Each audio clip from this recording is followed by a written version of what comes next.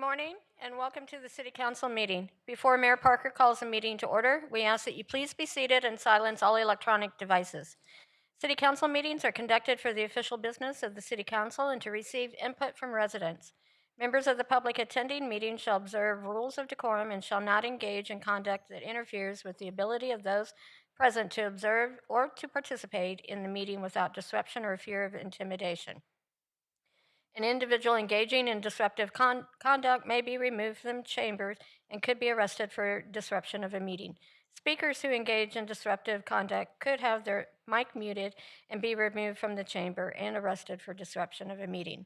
Disruptive conduct includes yelling, screaming, clapping, or other noise-creating acts. For those of you who requested to speak, when your name is called, please come forward to the center podium. The countdown clock is displayed on the left monitor and will indicate how much time is remaining. A bell will sound when you have 30 seconds remaining. Before you begin your comments, please state your name and your city of residence. Thank you. Good afternoon. Welcome to Fort Worth City Council meeting. Thank you for your patience. I'll call us to order. Turn it back over to Jeanette.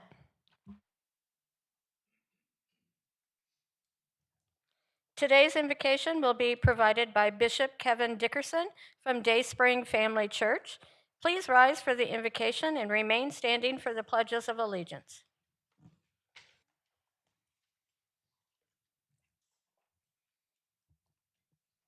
Let us pray.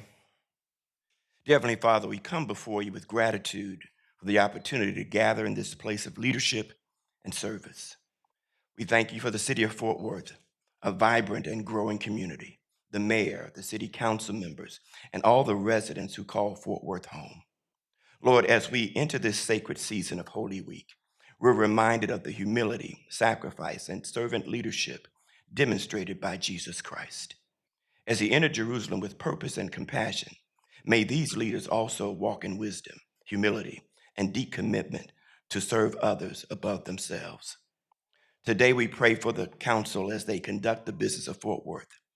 Grant them clarity of thought, unity of purpose, and integrity of heart. Let every discussion and every decision be guided by what is right, just, and beneficial for all the people of Fort Worth. We pray especially for the continued economic growth of our great city. As Fort Worth expands, may that growth create opportunities for all, strengthening families, empowering small businesses, attracting innovation, and ensuring that prosperity reaches every neighborhood across the city. Give the mayor and the council discernment to balance progress with equity, development with responsibility, and vision with compassion. Lord, just as Holy Week reminds us that sacrifice often precedes victory, help this council embrace the hard work and difficult decisions that lead to lasting good. Grant them courage when the path is challenging, wisdom when the issues are complex, and unity when opinions differ. Bless the residents of Fort Worth, who are now over 1 million strong, that we may be people who support one another, engage in our community, and work together for the good of everyone. May all that is said and done today reflect servant leadership, promote justice, and advance the growth of the city of Fort Worth. In Jesus' name we pray. Amen.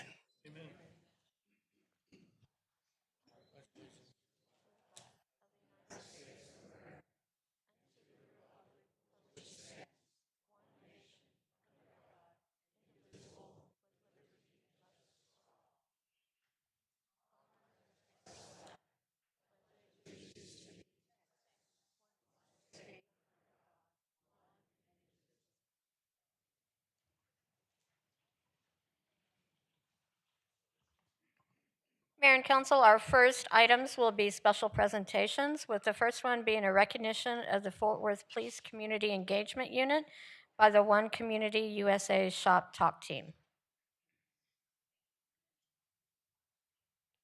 Thank you, Jeanette. I'm going to start our process here and ask Ian, President and CEO of One Community USA, to start his presentation, because this really does give special thanks to the hard work of the men and women of the Fort Worth PD, and specifically our Shop Talk program. Ian, the floor is yours.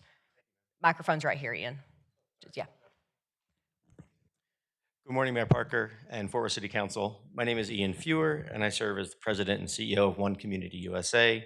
On behalf of One Community USA and the Shop Talk program, my team and I have the honor of presenting a plaque to the Fort Worth Police Department's Community Engagement Unit. I brought a few friends. The Shop Talk program brings together law enforcement and community members in meaningful conversations, has flourished thanks to the men and women of the Community Engagement Unit. Our relationship began under Chief Neil Noakes, continues under Chief Eddie Garcia, and operates successfully under Deputy Chief Wheeler's leadership. As we present this plaque today, let it serve as a symbol of appreciation for the dedication, compassion, and tireless efforts of the Fort Worth Police Department's Community Engagement Unit to make Fort Worth a safer and more inclusive place for all. On behalf of One Community USA and Shop Talk, we're honored to recognize the importance and impact of the Fort Worth Police Department's Community Engagement Unit. And we have a letter that I won't read, but that we'll present to the department. And now I'd like to introduce Brad Deason, Director of the Shop Talk program, to read the plaque. Good afternoon. On behalf of One Community USA, Fort Worth Police Department Community Engagement Team, for outstanding service and dedication to building trust and strengthening community relationships through the Shop Talk program. Presented by One Community USA 2026, we appreciate all the hard work that y'all do on a daily basis. The program could not survive without y'all backing, so we are excited to be a part of the team, and we present you this plaque. Also, we want to present you the ribbon as well. The yellow is for community, blue, law enforcement community working together to build unity and strength. One team, one dream. Let me present this to Deputy Chief Wheeler.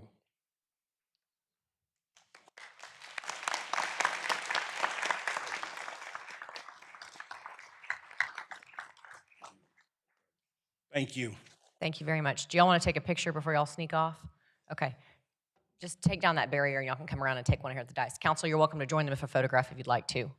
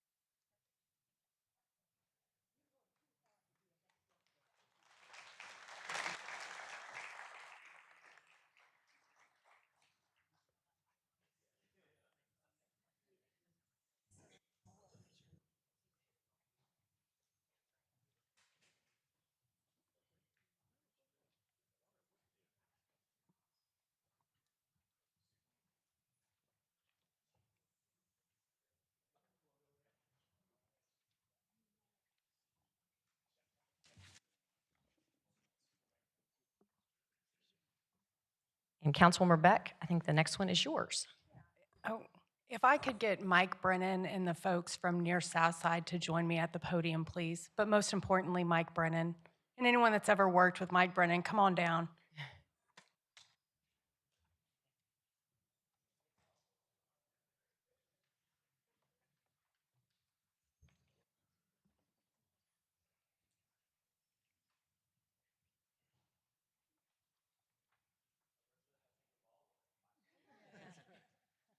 Hello, Mike.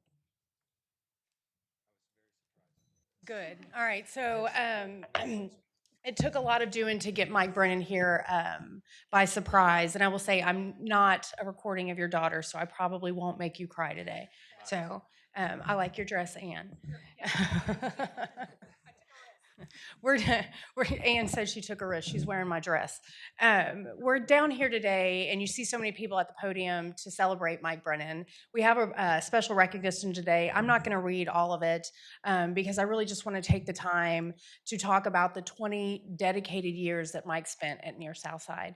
That is a truly distinguished career. We have watched Magnolia and South Main, those little villages, grow from dilapidated office spaces to a premier entertainment district for the city. And we could not have done that without Mike Brennan's leadership, first as the planning director and then as the executive director. So, Mike, thank you so much for all your years of service. As you can turn around and look behind you, there's some ACMs standing there, some former council members. I see a wife, at least one, and some family, some predecessors. Everyone's here to celebrate you because you really have transformed an area of our city. And when we talk about TIFs in our community, we look to Near Southside, and we always say that's the shining example of how you operate a TIF. So thank you, Mike. Thank you for your years of dedicated service to Fort Worth. Thank you for letting us surprise you. And thank you for continuing that service with Trinity Metro. So if you'd like to say a few words. Oh my gosh. Thank you.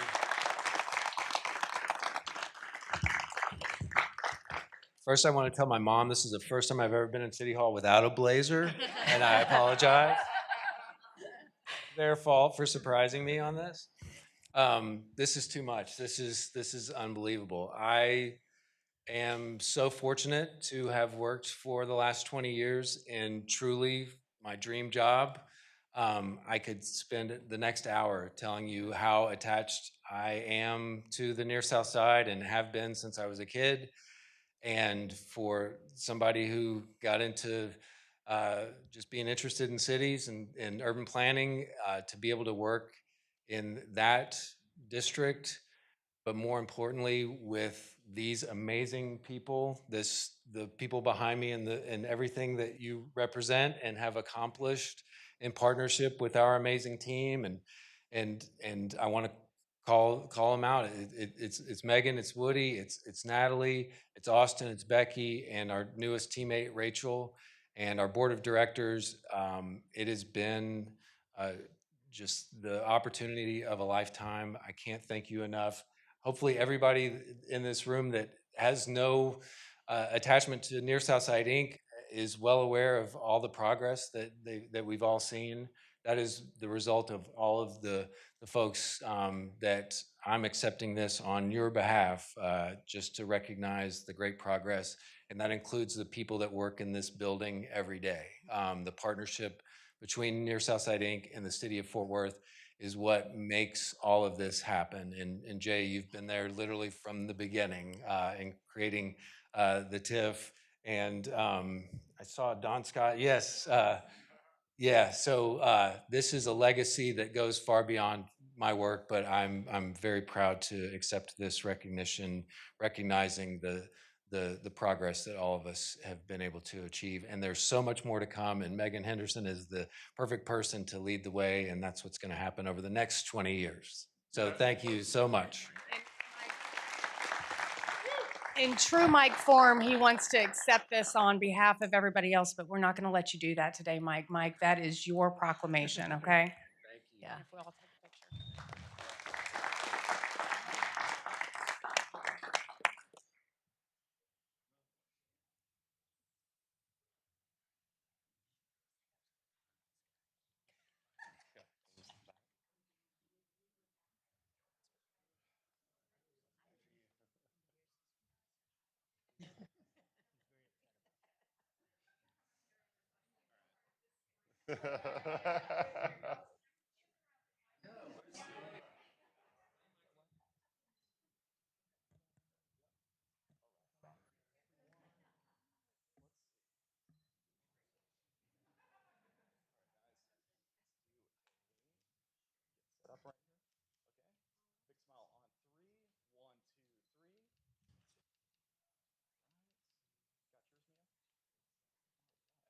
Go.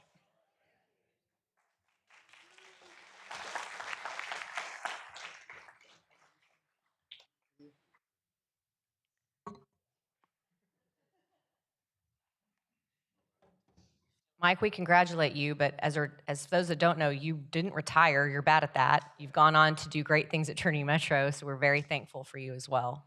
Thank y'all for surprising Mike. Take him out to lunch or something now. Mayor and Council, there are no items being withdrawn or continued, but I do have one correction that I was asked to read into the record for MNC 260225, and that is to correct the MNC to delete the phrase, "This project has been publicly bid," and replace it with, "In accordance with Chapter 212, Subchapter C of the Texas Local Government Code, the city's participation in the contract is exempt from competitive bidding requirements because the contract is for oversizing public improvements being constructed by the developer, and the developer will execute a performance bond to cover the total project cost, including all of the city's cost participation, and the city's cost participation will be determined in accordance with the city's Community Facilities Agreement Unit Price Ordinance." Mayor, that gets us to consent agenda speakers, and I believe we have 4. Thank you. Our first speaker is Bob Willoughby, followed by Eric Elrod.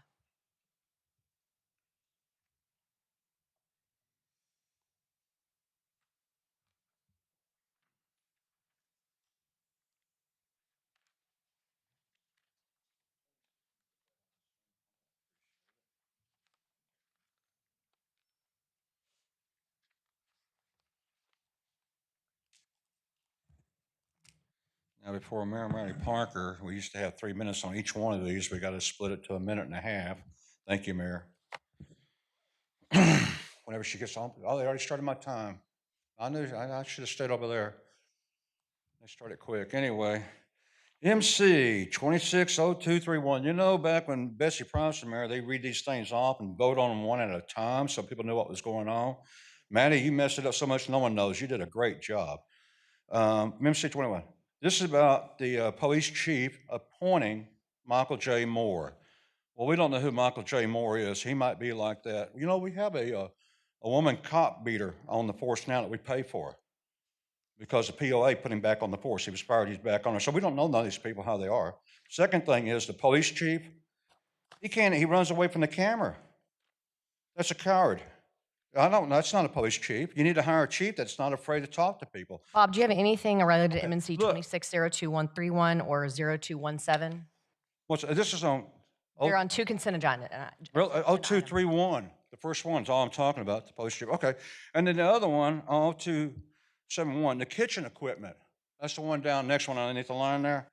This one I was kind of surprised. What are you buying kitchen equipment for and stuff? And now the firefighters, they live at the base. I mean, at the deal for a few days, so I can understand that. But public events, you know what I see when I see public events?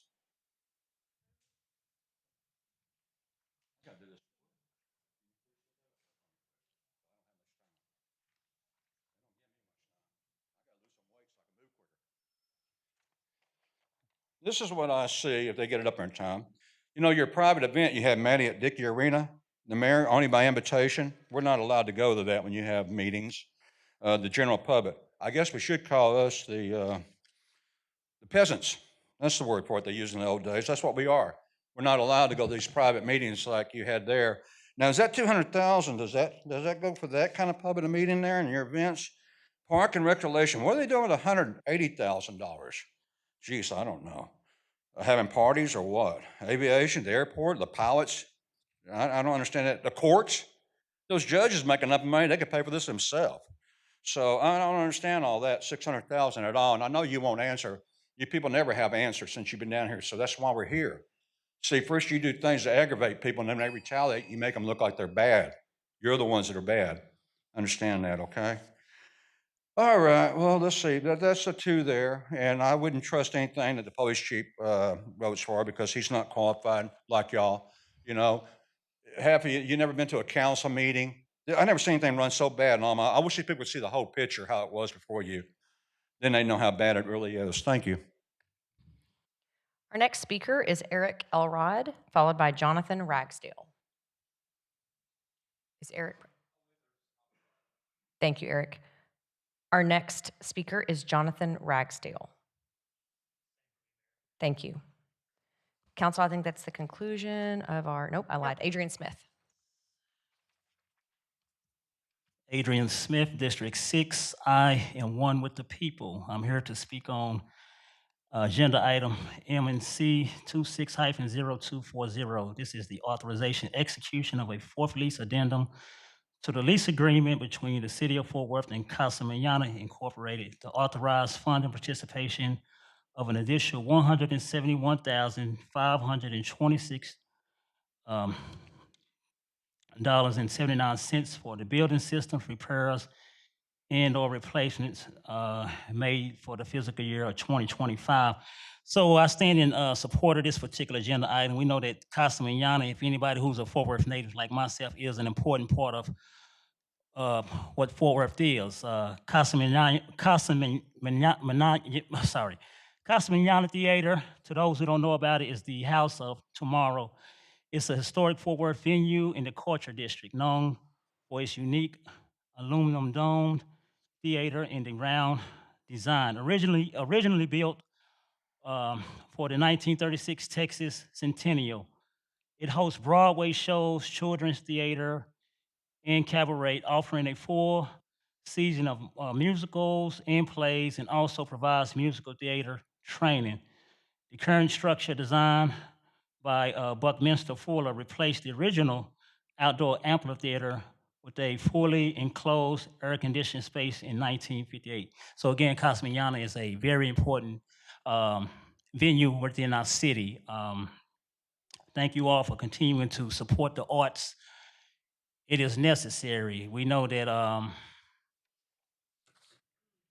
no city survives without arts, because we know that we can have various developments that cover various industries, but the arts is what tends to bring people together from all over. So thank you all for your continued support. But in finding funding to support Casa Manana, I just hope we can find the same funding for the Fort Worth Communities Arts Center eventually, Mayor Parker. I know you all stated that it was $30 million needed for repairs, and still we don't know what's going to happen with that property. But just like Casa Manana is part of the Culture District, the Arts District, the Fort Worth Community Arts Center is as well. So hopefully we can find funding for it, because it's empty right now. And we found plenty of money for this facility, over $333 million to bring it online. So we could, I know we have some money somewhere for the Fort Worth Community Arts Center. Thank you. That's the conclusion of our consent agenda speakers. Council? Got a motion and a second. Any other discussion on consent? Please vote.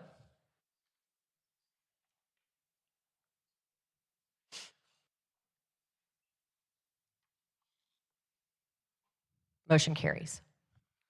Next will be announcements by city council members. Councilmember Flores?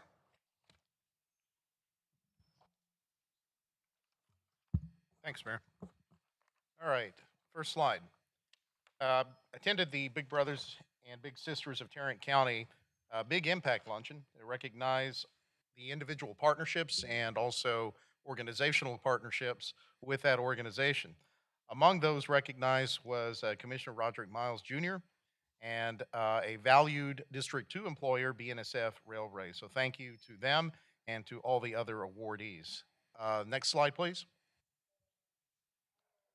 All right, the Mayor's 2025 Neighborhood Awards Luncheon. Haven't had a chance to speak on that, and as far as District 2 is concerned, there were several of our districts that had great representation up there on stage, recognized for what they've done throughout the year. And I just want to say that District 2 was one of them, Marine Creek Ranch HOA, for its participation, code compliance, and the Fort Worth Police Neighborhood Policing unit. Congratulations to all award winners and city departments who make Fort Worth a great place to be. Next slide. All right. As mentioned in our work session, along with city staff, I attended the briefing at the Cotton Bowl for the FIFA World Cup 2026 event. It's projected to boost North Texas economy by $1.5 to $2.1 billion, and it's going to leave a big, lasting civic, cultural, and infrastructure legacy for us. And so it requires close collaboration. So appreciation to our staff members and their close coordination with the organizers. Next slide. Cowtown Goes Green, 25 years of observing St. Patrick's Day here in Fort Worth in the Fort Worth Stockyards. It featured live music, festive foods, drinks, lawn games, armadillo races, cow milking contests, 2 rodeos, and an Irish-themed parade. So thanks to Stockyards Heritage and all the sponsors and participants for making that a wonderful event. Next slide. Okay, I joined Nuestras Raíces as they hosted dignitaries visiting our city, and these representatives were from the Consulado General de Mexico, from Dallas, and the state of Zacatecas. So we started out at Joe T. Garcia's Esperanzas for breakfast with these officers, and later took them to go see Air One and Meacham Airport, and then later we celebrated the National Cowgirl Museum with a dinner and an awards ceremony. Next slide, please. All right. Planning for FIFA again in the Fort Worth Stockyards. What are we doing? Collaboration between Fort Worth Stockyards Inc., my office, and the Fort Worth Police Department. We held a town hall to educate everybody and inform them on the upcoming safety improvements in the stockyards, featuring bollards, improved safety protocol, enhanced police patrols, installing a traffic signal there as a public improvement project there at North Main and 24th Street. Next slide. All right, in celebration of America's 250th birthday, there was a video project that came through town, the Great American Road Trip, and it stopped by downtown. And so the U.S. Transportation Secretary Duffy would have been there, but unfortunately he had to go to LaGuardia to attend to the accident there with the Canadian Air aircraft. His wife, Rachel, and the children, though, did join us there at the historic stockyards, and the tour was wonderful for them. They got to learn a lot about our stockyards in Texas. Next slide, please.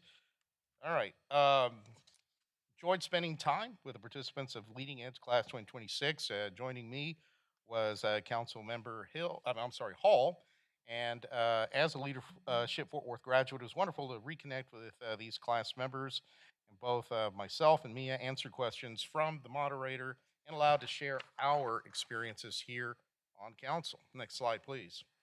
All right, Raíces Vivas. Now, this is a Spanish gardening seminar that was held at ADLR, that's Artes de la Rosa, at the Rosemarine Theater in District 2, and that was held by our own city staff. And so it was a free day of regional gardening, water conservation info from local experts. So thank you for doing that, city staff. All right, next up, we have another opportunity to keep your vehicle clean in District 2. This is the first car wash by Quick Trip, and it's going to be next to the existing Quick Trip there on 28th Street. And so Bubble Bath Car Wash, welcome to the Stockyards area into District 2. Last slide. The Northside Community Center and Diamond Hill Community Center hosted their own respective Easter extravaganza events, Easter egg hunts, petting zoos, etc., games. Good representation there for our Fort Worth Police Department and other organizations that came together, visited with residents, and thank you one and all for making that a success. And the kids had a lot of fun. And I believe that's all I have. Thank you, Mayor. Councilmember Larsdorf. Thank you, Mayor. Just a couple announcements. Next slide, please. We're going to have the North Park YMCA expansion update. This is the second one that we're having on this topic to really take a lot of the feedback we got from the last one and discuss what the way forward looks like. That'll be Thursday, April 9th at 6 p.m. at North Park YMCA, so hope to see you there. Next slide. Also at the North Park YMCA, we're going to have our second annual District 4 Resource Fair on April 25th from 11 to 2. It's free for everyone to attend. We'll have some cone ice out there for the kids at no charge, a lot of activities for them, as well as a lot of our city staff to talk about what's going on in District 4 and what we have coming up. That's all I have. Thank you. Councilmember Peoples. Thank you, Mayor. I'm going to make this presentation short, but the theme of my presentation today is community and collaboration matters. And so my first slide is I want to thank Congressman Mark Vesey and for working with us in the Fort Worth Housing Initiative, the Stop 6 Neighborhood Choice Initiative.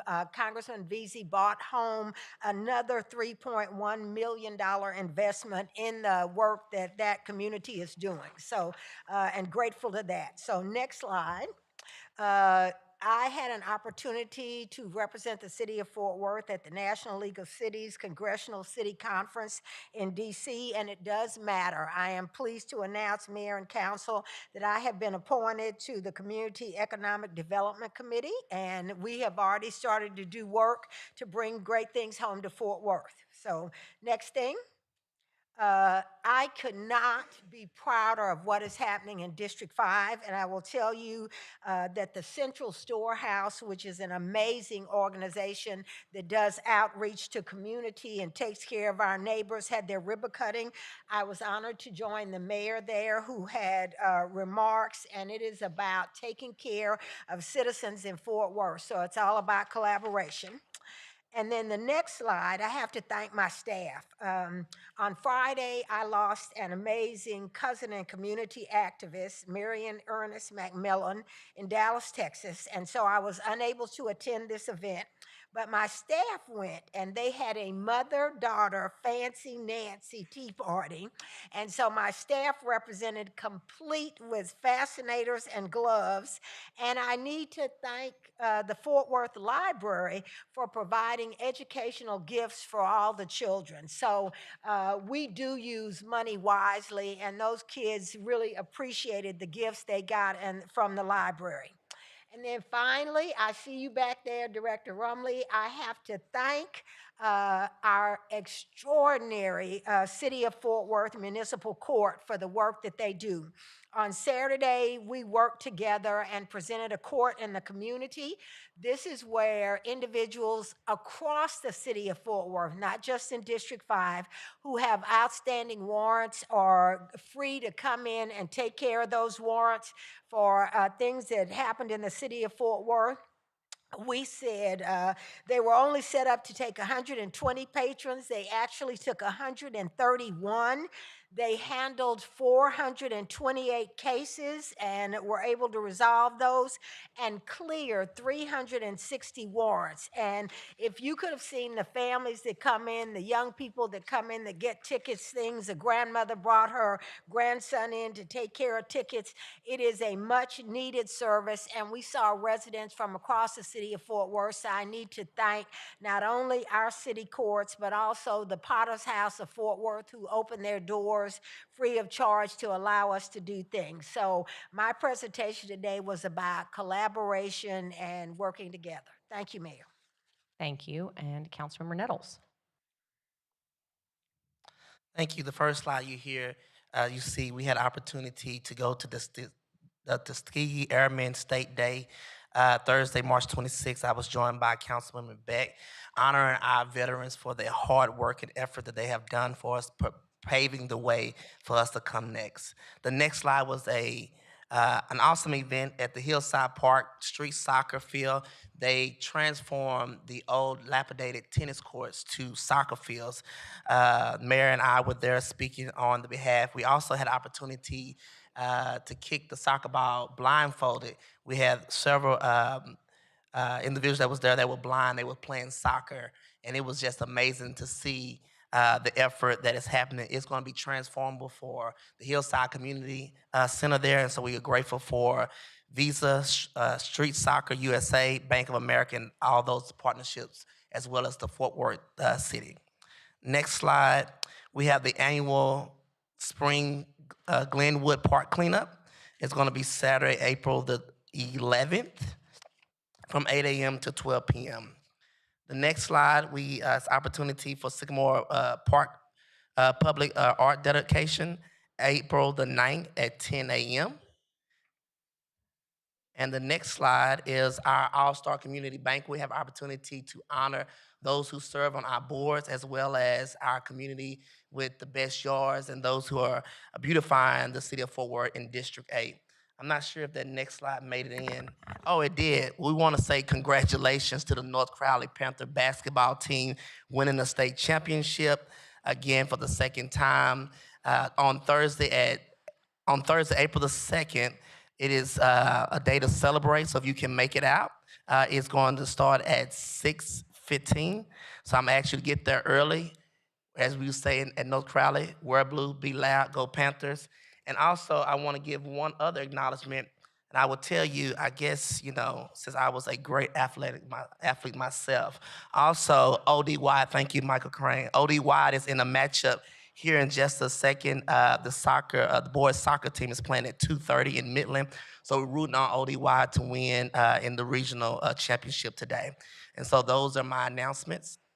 Thank you. Councilmember Beck. I hope they play soccer better than you play kickball. First slide. Had the opportunity to join Andy Taft and Jay Chapa for the Downtown Fort Worth Neighborhood Alliance annual meeting. It was informative as always. Next slide. Attended the Convention Center Phase 2 Town Hall. For folks that didn't get the opportunity to attend that meeting or haven't seen, I highly encourage you to go online and check out the concept plans of our new, improved convention center. Next slide. On the 24th, had the opportunity to speak to a dynamic group of women from across Texas in the Leadership Texas panel for their women's leadership program, annual women's leadership program. Next slide. Joined Councilman Nettles at the Tuskegee Airmen Statewide Day, something that will be happening each year, which I think is a great opportunity to just remind us the work that those brave men did in the military and the precedent they set for those of us that served after them to follow. So it was an honor to be included as part of that. Next up. All right, we've got future events. So free yoga is back in Burnett Park, Tuesdays from 5:30 to 6:15. And then the lunchtime music series is Wednesdays from 12 to 1. Next slide. April 16th through the 19th, our Main Street Arts Festival will be back downtown. I hope you all come out and enjoy over 300 live performances and 200 plus juried artists. Admission is free. Next slide. April 4th will be the Greenbrier Community Center Easter egg hunt and spring fling. There'll be a petting zoo, snacks, eggs. I hope you'll join us out there from 11 to 1 p.m. Next slide. Mike is not here anymore, but Near Southside is continuing their Lost in Sound series. Saturday, April 25th, it will be back in the South Main Villages. There's several businesses that are part of this particular venue, or this particular event. So I would encourage you to go to the Near Southside website or social media and look at the Lost in Sound venues available to you. Next slide. Last but not least, we have the Super Safety Saturday, April 29th from 10 to 1 at the Texas Health Clear Fork facility. And that's all I've got. And Councilmember Martinez. Thank you, Mayor. Next slide, please. So on next Monday, April 6th, our Transportation Department will be hosting a Hemp Hill Street Corridor meeting. This to discuss the findings of the Hemp Hill Street Corridor follow-up traffic study. And this section does span both districts 9 and 11. So if you are interested in hearing what the study found, then please join us. And the event will be from 6 to 7. The meeting will be from 6 to 7:30 at the Victory Forest Community Center. Next slide. And District 11 will be hosting its annual Earth Day or Environmental Day event. This year it's going to be on Earth Day, April 22nd from 9 a.m. to 12 at Black Coffee. We will have several free services provided at the event in partnership with our environmental team. And so that's free paper shredding, disposal of household hazardous waste, electronic recycling, and this year we've partnered with the DEA, and so people will be able to drop off prescription drugs that are unused or expired. Please join us on that day. We will have complimentary coffee and conchas for anybody that attends between that time span. Thank you. Mayor, I believe that gets us to the non-consent speakers, and we have 2. Thank you. Our first speaker is Bob Willoughby, followed by Alexander Montalvo.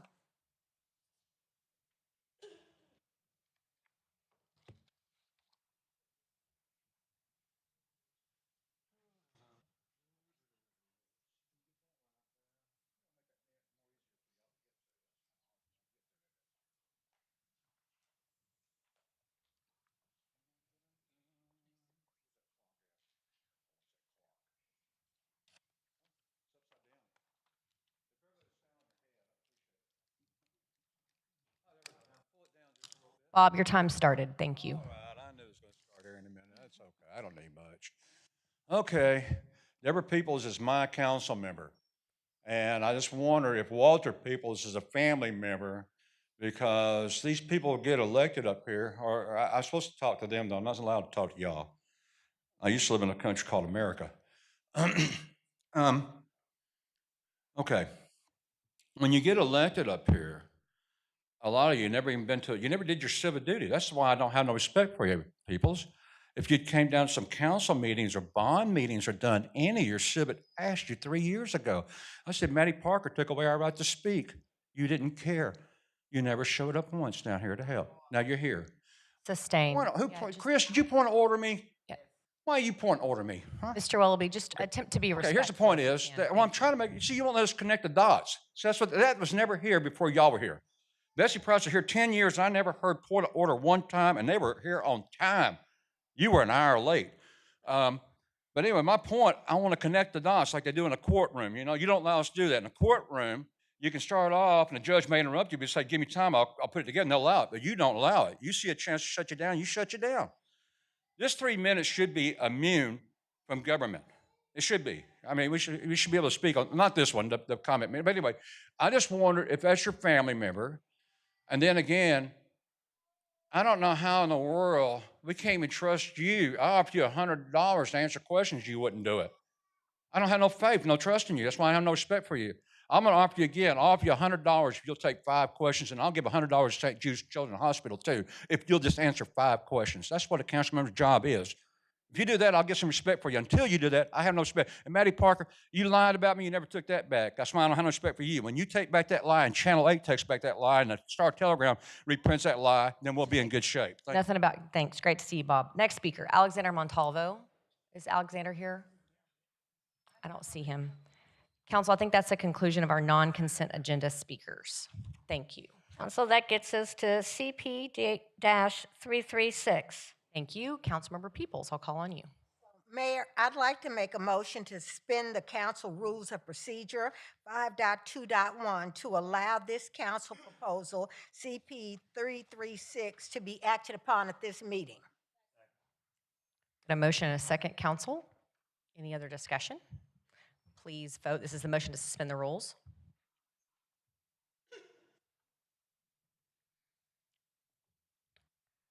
I've lost my voting screen. If somebody wants to come fix it. Nope.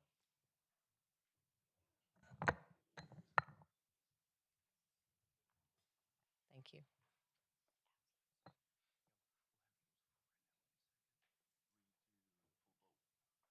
Let me hit this.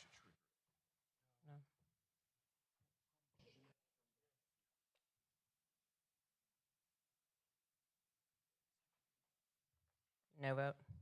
Okay, we're going to voice vote on suspending the rules. All in favor say aye. Aye. Any nays? Okay, motion carries to suspend the rules. Councilmember Peoples, you can continue.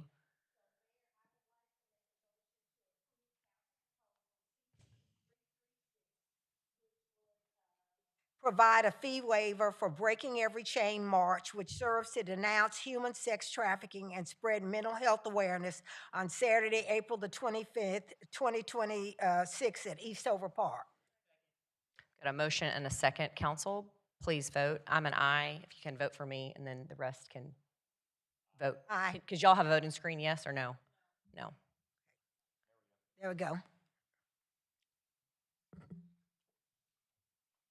I'm still riding blind. Motion carries. Next will be board and commission appointments, with the first one being 26-5834 from District 5. Councilmember Peoples.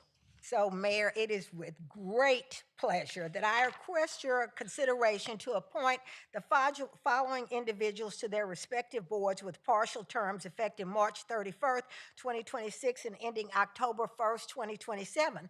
And first, let me start, Mr. Willoughby, with Walter Peoples, who has an MBA and a CPA and is a respected member of the community. And no, he is not related to me, but he will be an excellent addition to the Historic and Cultural Landmark Commission. And I hope that answered one of your 5 questions about whether people are are qualified or not. And then the second is to nominate Donaldo Elias for a term, partial term effective March 31st, 2025 and ending October 1st, 2027 to the Library Advisory Board. He too is eminently qualified, lives in District 5 and is ready to get to work. Got a motion and a second. Council, please vote.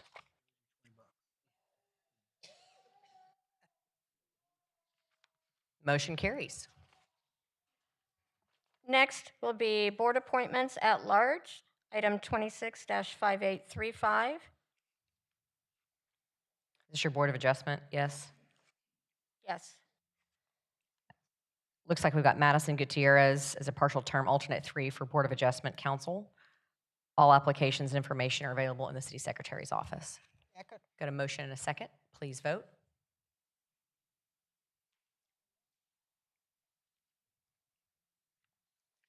Motion carries. Next is at-large appointments for the Downtown Design Review Board, 26-5864. Council would like to make the following appointments to DDRB, including appointments to position 6, Ashley Johnson, position 7, Terry Bailey, reappointments including position 1, Paul Retma, position 3, Leah Dunn, and position 5, Andrew Blake, and all applications are available in the City Secretary's office. Got a motion and a second. Please vote. Motion carries. Next is 26-5865. Oh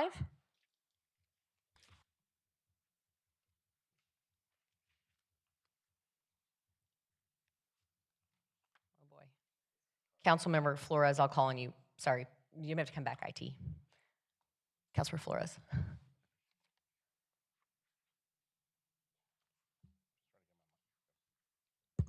we go. Thank you, Mayor. Before I read the language of this resolution, I want to provide some comments to give it some context and clarity. When new information calls into question whether an honorary reflects the City of Fort Worth's values, this council has a duty to act. Recent allegations regarding Cesar Chavez raised those serious and credible concerns. Therefore, this council will consider rescinding only the honorary designation for Cesar Chavez along Texas 183. You'll recall that back in 2020, this council approved the designation for Cesar Chavez, including Dolores Huerta for the other segment of Texas 183. Honorary street names are not merely symbolic gestures. They are public endorsements of character, conduct, and legacy. So upon learning of these allegations, I contacted Assistant City Manager William Johnson immediately, contacted City Manager Jay Chapa and Mayor Parker. They instructed staff, specifically TPW, to remove the signage. I contacted several Hispanic groups and stakeholders to personally explain this situation. So I want to emphasize that Ms. Huerta's status as a victim of sexual misconduct does not tarnish her historic contributions or her legacy of advocacy and leadership for the Hispanic community. Therefore, I'll read in this resolution rescinding the honorary designation of State Highway 183 Northeast and Northwest 28th Street from Beach Street to Business 287 North Main Street in recognition of Cesar Chavez. Whereas on January 14th, 2020, Mayor, it's your discretion. Would you like me to read the whole thing? No, you don't have to do that, Council. Are there any questions from council members? Got a motion and a second. Any other discussion? Councilmember Nettles, please. Yes, Mayor, thank you. I have some questions about the process to the taking down of the sign. So I'm not sure if Jay Chopper will answer it, or is there a staff member that's here to answer my question? City Manager Chopper will answer. Okay. I noticed that we have already removed the signs off of the street top. Is that correct? We removed the street toppers, yes. Okay. When we voted, well, I guess we wasn't here, but when council voted on this resolution was voted on to put the street topper sign there. Is that correct? That's correct. In the normal process, and maybe Leanne can jump in, should we have voted on the resolution prior to us removing the street topper off of the street, as well as letting council know what we're doing? I believe So I think what happened is, as was mentioned by Councilmember Flores, he contacted William Johnson about the issue that came up in the media about Cesar Chavez, and ACM Johnson agreed that it was not a good reflection on the city regarding, what had come out and having those street toppers there. Alerted me, we both agreed that it would make sense to take down the toppers. We kept them in case the city council wanted them to put back up. And so those were kept in storage. They're still in storage. But we went ahead and had crews go out and take those street toppers off, considering how that was coming in the media and how the reflection of having those street toppers and that designation. It did not remove the designation of the street. It was just the street toppers themselves. Thank you. Let me be very clear. I don't disagree with removing of the street topper. What I have an issue with is the process. And I have been one of the loudest council members on this dais talking about process. We as a city of Fort Worth, if we vote collectively as the mayor and council to put a street topper on the street, before it is removed, we should take a vote on this council. There should not be one meeting with a council member and the city manager to come up with a decision to remove what is this council responsibility to vote on. I shouldn't be sitting on my couch seeing signs removed off of the city of Fort Worth without my knowledge. And so I'm very disappointed in the way this played out. And I think we're setting a precedent that one person on this dais can move things change in the city of Fort Worth when it requires 11 votes. So I am not in agreement with what we have done, and I think that moving forward, we need to make sure that we're not violating our own process that we have set in policy when we vote every single time we come to this dais. Those are my comments. Yes, sir. Just to follow up, duly noted, I understand. It wasn't because one council member asked for it. It was really us using our professional judgment on this specific issue, and the fact that the toppers was part of the reasoning of taking down the toppers. I respect that response. Was it your professional judgment that put the topper on the street? No, sir, I wasn't here. Okay. Councilmember Beck. Yeah, Mayor, may I respond to that first? Let me call on Councilmember Beck, and I'll come back to you, Carlos. Yeah, I would just like to reiterate the concerns that Councilman Nettles expressed here on this dais about the process. I fully support Councilman Flores's resolution today to rename or to remove that naming designation. But anything that requires a council vote to do should require a council vote to undo, regardless of professional opinion or not, because it wasn't your professional opinion that got us that street topper. It was the vote of council. And again, that I think it is a very slippery slope, because we have street toppers named for people all over the city. And if one of my colleagues were to wake up tomorrow and decide they don't, we just did Hank Nava, we have a Tatiana Jefferson. If they decide they don't like something in their legacy, that they can unilaterally make that decision to call staff and have that removed without a robust conversation on city council about that particular action. And I will say about this particular action specifically, as it relates to Cesar Chavez and Dolores Huerta, the accusations that have been lobbed against Cesar Chavez are serious by Ms. Huerta and others. And we owe it to our community to have a robust discussion about why we're taking the street topper down. I think Councilman Flores did a good job of laying that out today with some of the history, but we shouldn't be making decisions without giving the community the opportunity to officially voice their opinion, and for this body to have a robust conversation about why we're doing that. So I don't think it should have been one council member's or staff's decision to remove those street toppers. Councilor Flores. I appreciate the input that I'm getting from my fellow council members. I will point out that very day that all this was in process, I sent an email out to mayor, copied the relevant city staff and all of you. I did not receive one response, so I assume that it was fairly clear. But I do understand, our adherence to process, so that is duly noted. I will say this, that I need to further articulate that there were several members of the community that communicated to me personally and felt that the longer those toppers stayed up, it would be a bad reflection on the city and including a disservice, to especially women in our community, Latina women. And I took all this, and again, we're a city manager form of government. I communicated with William Johnson first. Why?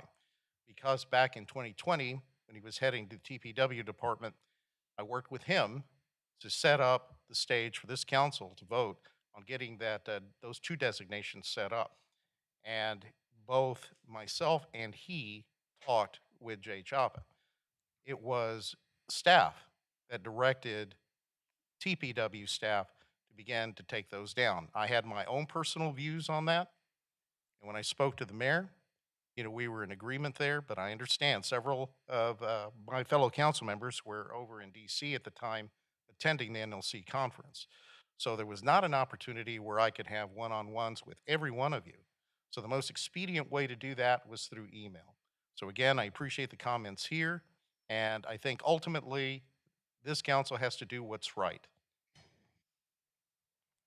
Any other questions or comments from council? If not, we've got a motion and a second on the floor. Please vote. Motion carries. Next will be 26-5867. Got a motion and a second, council. Please vote.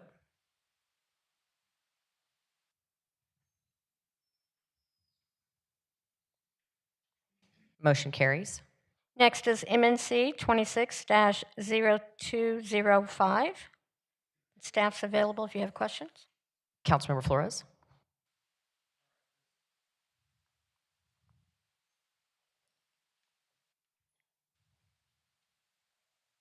Try one more time. No? I'm trying one more time. Right? No? Is your light on? The light is on. Okay. There we go. There it goes. Great. All right, on this particular matter here, I've been told and confirmed by staff that the relevant neighborhood organizations were notified of this request to have a variance from the distance requirements allowing alcohol sales for off premises within 300 feet. In this case of a church, where carniceria and torteria. We did not hear back from them, but I did talk to some individual residents who were concerned about it. Therefore, I am going to support denial of this variance request. Got a motion and a second, council. Any other discussion? Please vote.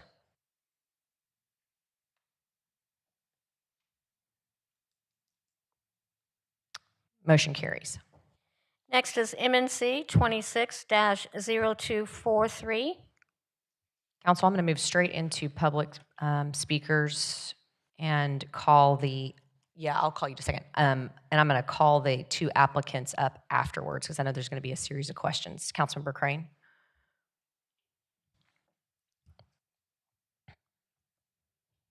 The mic here. There we go. Can you hear me? Yes. Right. Thanks, Mayor. And thanks for everybody that's here attending. I have, out of full transparency, I want to introduce the motion that I'm going to make ahead of time so everybody understands where we're going with this. Talk to many of y'all. I got to everybody that was signed up yesterday, those that signed up late last night and this morning. Sorry I haven't called you, but I'm happy to talk to you at any point in time about that. My phone number, 817-677-8258. Happy to chat about it. But here's my motion, and then it addresses a lot of the questions that you had. I've, again, met many of you through this process, and I have some longer comments after we listen to public input here. I move approval with the following additions to investment and company commitments in the discussion section of this MNC. 1, the company must comply with residential decibel level requirements at the project site as provided in the city's noise ordinance. Company is limited. 2, company is limited to the domestic water flow demands included in the approved water loading study by Kimley Horn. 3, company must provide an annual tax abatement agreement compliance report to city staff. 4, company must comply with all lighting, screening, and setback requirements at the project site as required by city code. 5, company must comply with all state and federal environmental standards, including any required reporting. And 6, company must maintain a publicly accessible website that provides a project contact information and regular updates on the construction progress. Those were most of the almost all the concerns that we'd heard as part of this. Have other things we can address as we go through, but I wanted y'all to understand the motion I was going to make as part of this with your public comments. That's my motion, and I'll reserve comments for afterwards. Our first speaker is Peter Irvin, followed by Judy Williams.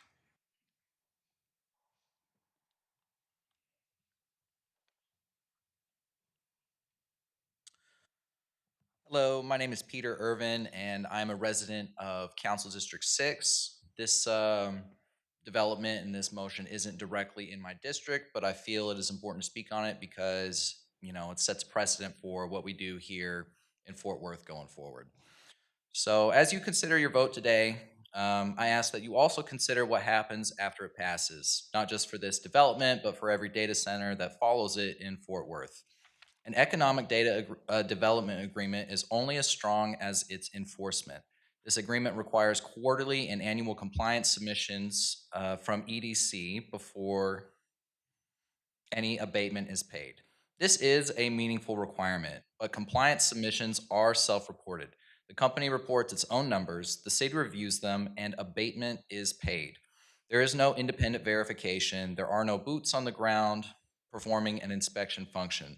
There is no ongoing monitoring of noise levels, air quality, water use, or waste disposal over the life of this development, or any data center that follows it. Fort Worth has already solved this problem once before. When oil and gas development expanded in this city, Fort Worth built its own gas drilling division inside the planning department. Dedicated inspectors, a permit requirement, enforceable standards, and mandatory noise monitoring at the operator's expense. Critically, that ordinance applied to every gas well operator in Fort Worth. Not just those who sought incentives, not just those who asked for tax abatements, every operator, because the city recognized that the potential for harm to surrounding communities does not depend on whether a company sought a city incentive. Data centers are the oil and gas of this decade. They are arriving in Fort Worth right now, not just on this site, but across our city. And right now, there is no equivalent oversight infrastructure. No dedicated inspection staff, no permit requirements specific to data centers, no mandatory noise or air quality monitoring. Additionally, there is no framework that applies to all operators regardless of whether they seek a city incentive. As you consider this vote today, we are asking you to commit to establishing an ongoing inspection and compliance function for data centers in Fort Worth, with dedicated staffing, independent monitoring authority, and real enforcement power that applies to every data center in this city, just as the gas drilling ordinance applies to every well operator. So that commitments made in this agreement and every agreement that follows are verified and not just promised.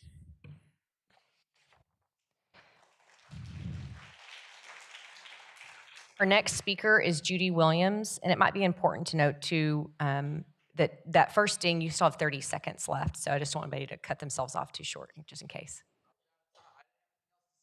No, that's okay. You did great. I just want to make sure everybody else knew you had the extra 30 seconds. Well done. Yes, ma'am. Thank you. Morning, Mayor and council members. I'm Judy Williams. I've been a Fort Worth resident for 43 years, and I'm still involved. I want you to know that I oppose the data center being located where it's proposed to be located, with residents around many neighborhoods, and I want to make some comments here. Many of the residents in this room did not know this development was coming until it already had been approved. The zoning change for this site, ZC 24-162, was approved in 2025. The required notification went to property owners within 300 feet. The zoning sign was not posted until the day after the zoning hearing, not before, the day after, And I have a picture. I'm not going to submit that, but a picture of the sign that was put up after.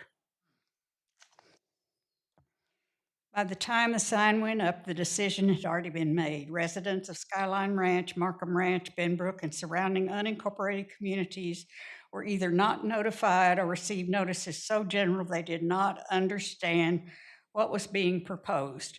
Markham Ranch, an unincorporated community directly across from Ranch to Market Road, 2871. They don't have representation on this council. It was among the only neighborhood association close enough to receive a required notification. The notification system was a failure. This failure led to flawed decisions that came afterwards. I consider it an insult to the residents nearby this location. At the March 24th community meeting at Rolling Hills Elementary with Councilman Crane, the city's own Director of Development Services admitted the sign was posted the day after the zoning hearing, which he described as not ideal, and committed on the record to following up with the timeline and location and sharing it with Councilmember Crane. He also acknowledged a 300-foot notification standard is inadequate for developments of this size and scale. That acknowledgement matters, but it does not fix the problem. Our community coalition, 2871, formed 10 days before that meeting at Rolling Hills. Too bad. To be continued. Thank you, Ms. Williams. Our next speaker is Gary Hogan. Gary Hogan will be followed by Jamie Perkins.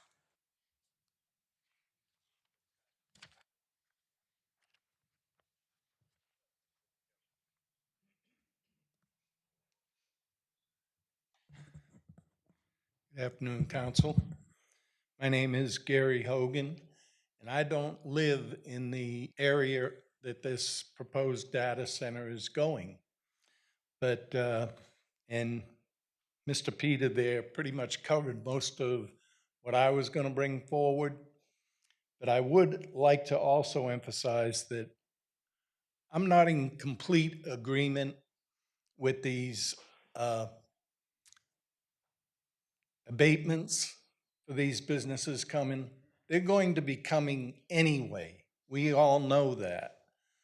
So given an abatement, in my mind, just incentivizes more of these data centers coming in and saying, I want some money to put this in your city, put this in your communities. And everybody knows that, well, not everybody. I think a lot of us are learning what's going on with data centers across the country. Now, I did go to the meeting with the Edge Data Center Group, and they seem to be, if they commit to the things that they've told the public they're going to be doing and how they're going to be doing it, they're a little bit above par from what we're hearing around other places and around the country as to how they're going to mitigate to some of that. But again, I'm a little concerned about us handing out money to attract all these data centers to come in as like a reward for coming in here to do this. I'd also like to mention that my biggest concern is too the future trend of these data centers and the impact on the communities that they're going to be close by to. And I'd like to say my history includes 20 years ago, 2006, I was part of what instituted the Fort Worth Gas Task Force to look into how we're going to mitigate the results and the impacts of gas drilling in our communities 300 feet and 600 feet from where people live. And we need to follow forward with those kind of safeguards in an ordinance to overlook and to be the guardian for our city. So just like we did before with Castrol, we had a gas department where people could call and get immediate response to some of their concerns that might be going on in their neighborhoods with these data centers moving forward. I think we need to redo that. Thank you. Thank you, Mr. Hogan. Our next speaker is Jamie Perkins. Mr. Perkins, Ms. Perkins will be followed by Adrian Smith. Jamie Perkins. Adrian Smith will be followed by Julie Ebert.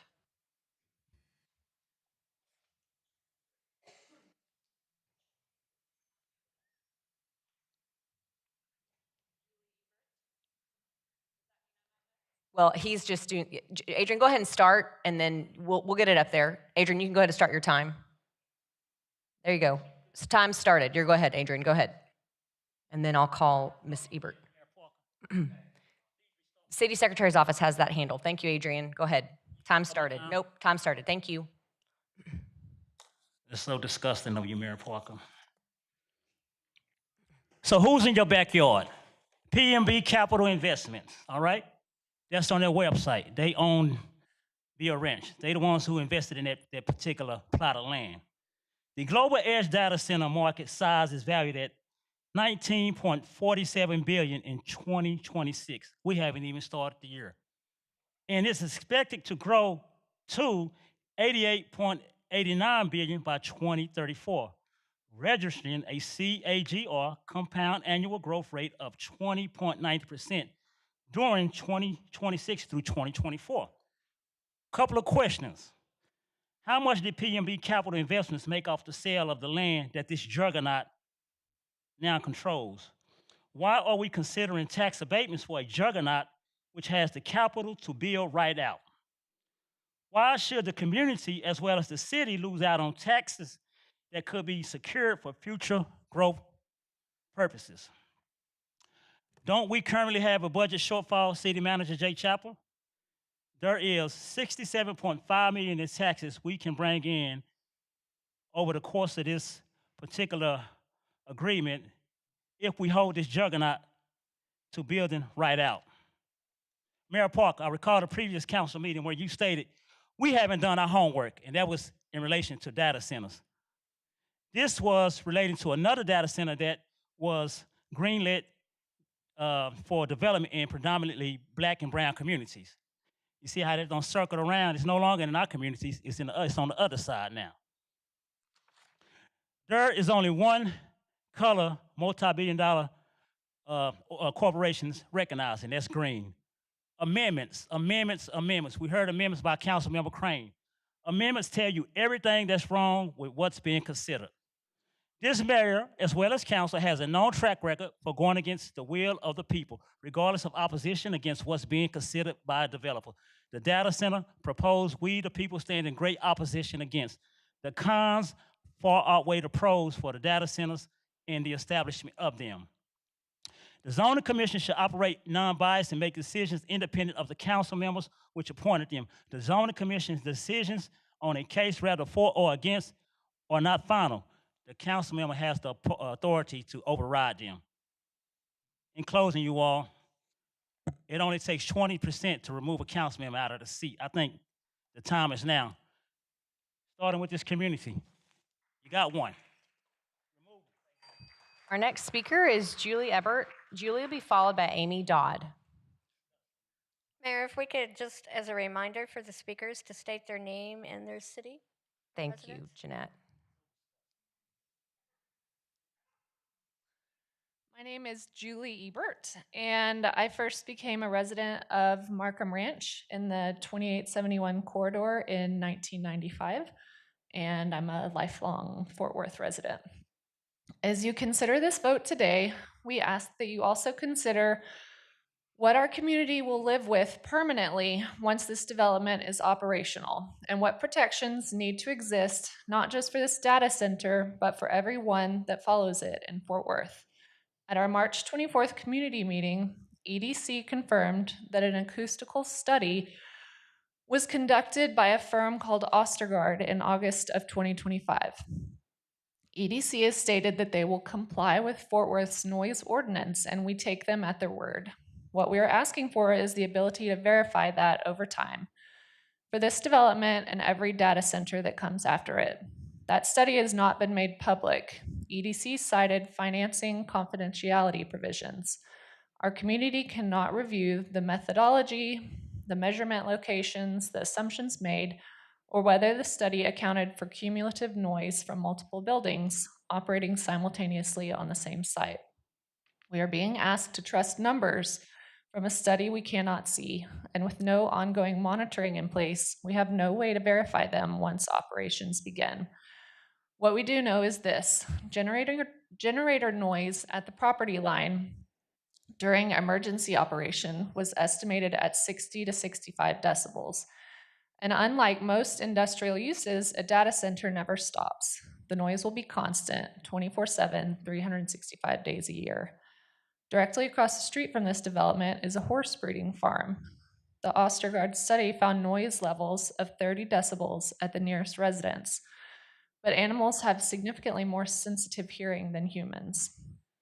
The long-term impact of continuous low-frequency noise and generator operation on wildlife in this corridor has not been studied and was not part of the acoustical assessment. These are our neighbors' livelihoods, and they deserve the same consideration as the human residents of this community. Fort Worth currently has no data center-specific noise standards, no requirement for pre-construction sound modeling, no post-construction verification study. As you consider this vote today, we are asking you to pursue a data center overlay district and citywide ordinance that includes noise standards, pre-construction sound modeling requirements, and advance notice for generator testing, and to establish an ongoing inspection and compliance function with independent noise monitoring so that our community is protected, not just on paper, but in practice. Thank you. Our next speaker is Amy Dodd, followed by Christopher Harris.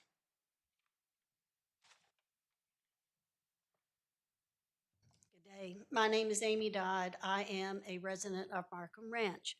But prior to that, I've lived more than 40 years in Fort Worth. As you consider the vote today, we ask you to also consider what the council already knows. On March 23rd, council Member Crane filed an informal report asking on the data center regulations, and we're grateful for that. It signals that this council recognizes what our community has been saying all along. The Fort Worth standards were not built or made for data centers.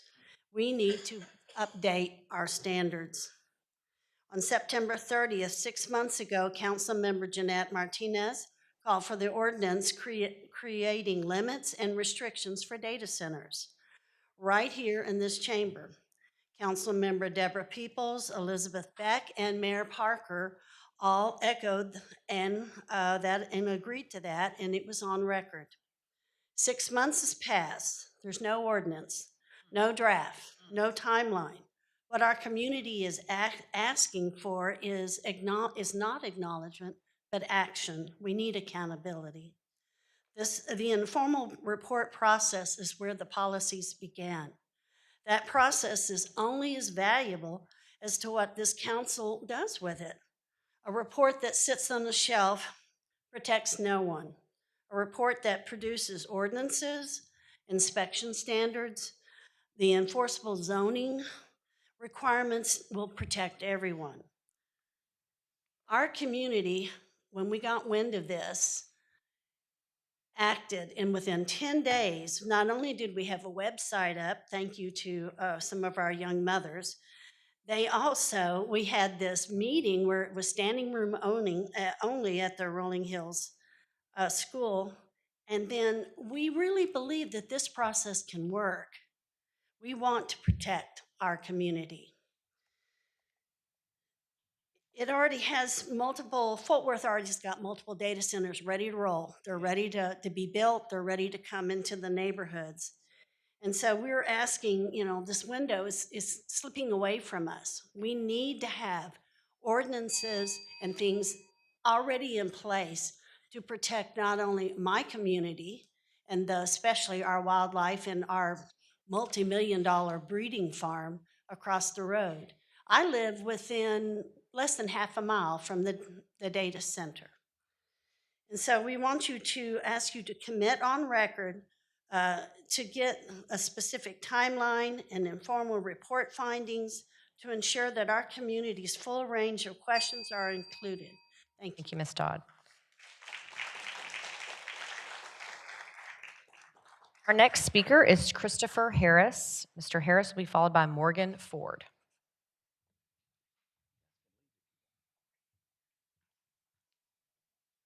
Hi, thank you. My name is Christopher Harris. I've been a Ventana resident since the end of 2020 here in Fort Worth.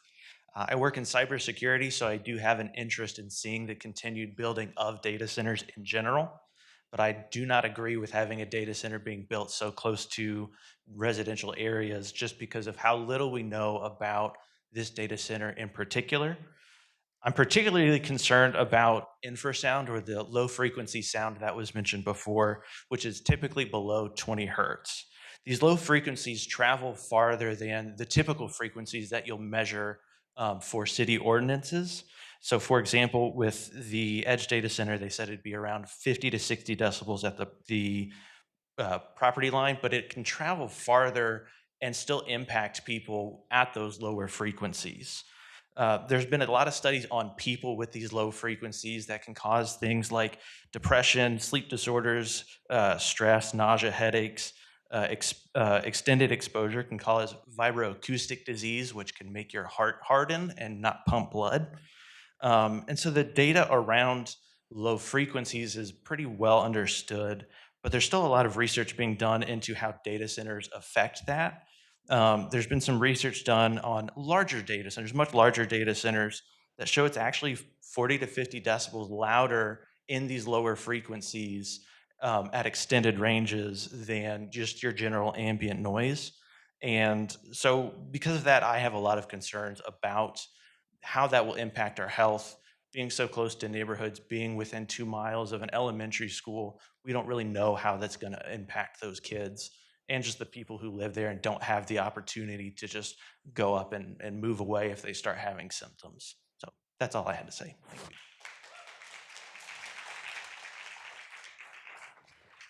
Our next speaker is Morgan Ford, followed by Deborah Tessell. Hi, my name is Morgan Ford, and I'm a Fort Worth resident. Specifically, I live in Skyline Ranch, which is a neighborhood in very close vicinity to the location of the proposed data center. Thank you for the opportunity to address the council. My neighbors and I are frustrated that we're here today simply to discuss tax breaks for the corporation set to build the data center. As Judy mentioned, we were not aware of the zoning decision that took place that enabled this to progress to this point, and thus could not have a meaningful seat at the table at the critical moment. There is no hiding or mitigating my position. My neighbors and I do not want the data center to be built, period, full stop. However, given where we are now, let me be crisp in my request for you. Please vote against giving this tax abatement, and here's why. A study published last summer by the University of Michigan Science, Technology, and Public Policy program at the Ford School of Public Policy found that tax breaks for data centers do not deliver the promised economic benefits. They reduce local tax revenues while shifting financial burdens onto communities and schools and imposing significant costs on state and local budgets. Bloomberg's Talking Tax discussed just last month how the amount we are foregoing on tax revenue is likely much higher than projected. The data center builders are making much more money from the tax exemptions than predicted. Forbes made the point that the tech companies that dominate the markets for these centers are among the most valuable companies in the world. These corporations have ample resources to manage their own operational costs without public support. This is a hot topic across the country. Federal legislature has been proposed to pause data center construction until further research is conducted. Residents and councils across the country are entrenched in significant discord. Many states are making moves to rescind, pause, or restrict tax abatements for data centers for not delivering on promises. I commend your efforts to bring business and revenue to the city of Fort Worth, but not like this, not by alienating constituents. Vote no to the tax abatement, make them pay their fair share, use the dollars to benefit us. We are not getting a break. We aren't getting anything for our grievances, inconveniences, and possibly worse, such as unknown outcomes from data centers and further industrial development proposed for this site. Please give careful consideration to future zoning decisions to prevent this from happening to other people in this city. The future of our communities is at stake. There is a questionable return over the long term. However, there's a certainty of real disgruntlement of the people who live here. These are people's lives, happiness, health, and ultimately their relationship with the city. No one wants this in their backyard. But if you're going to facilitate it happening in ours, please give us the dignity of making them pay their fair share. Thank you.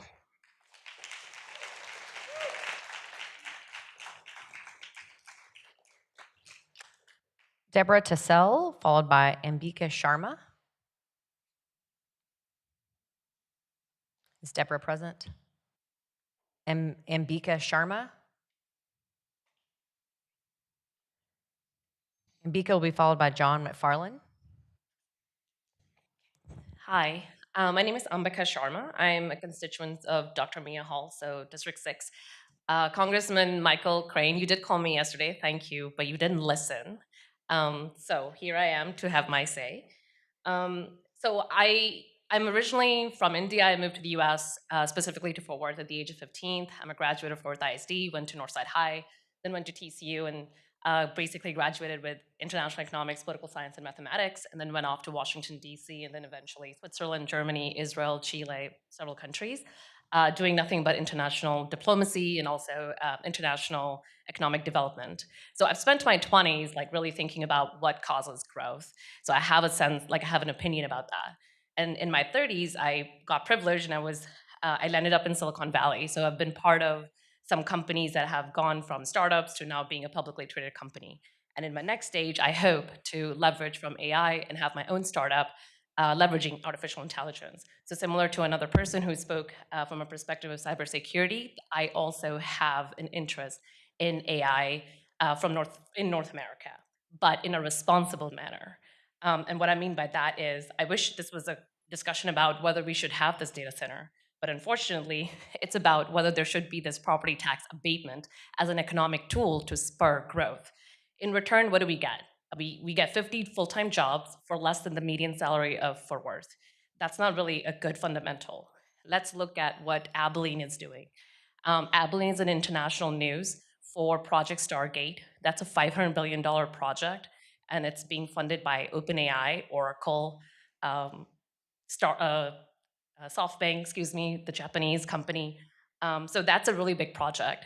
And Abilene already has $100 billion invested. And in exchange for that $100 billion that has already been invested, the project itself is getting 85% abatement. So for $100 billion, 85% abatement. This data center, the one that we're talking about, is only $1.1 billion comparatively, and it's 50% abatement. Like, that just doesn't make sense to me. It's such a small, minute scale, and in return, you're gonna give away 50%. Then what you're telling entrepreneurs like me is, don't do a startup, just come to Fort Worth and buy a large piece of land and just build data centers, because the city will just give you massive abatements. Lastly, there are 7 bills in Congress currently that are deliberating, well, hopefully they deliberate on the need for data centers. There was one introduced last week on March 25th, and it calls for a temporary moratorium on data centers across the country. So I ask you, you are a part-time government body, and I want you to ask, like, be a little humble and say that you don't know enough to pass this right now. Yeah. Our next speaker is John McFarland, followed by Diane Simmons. Is John here? No. Diane Simmons. Diane will be followed by Daniel Kamen.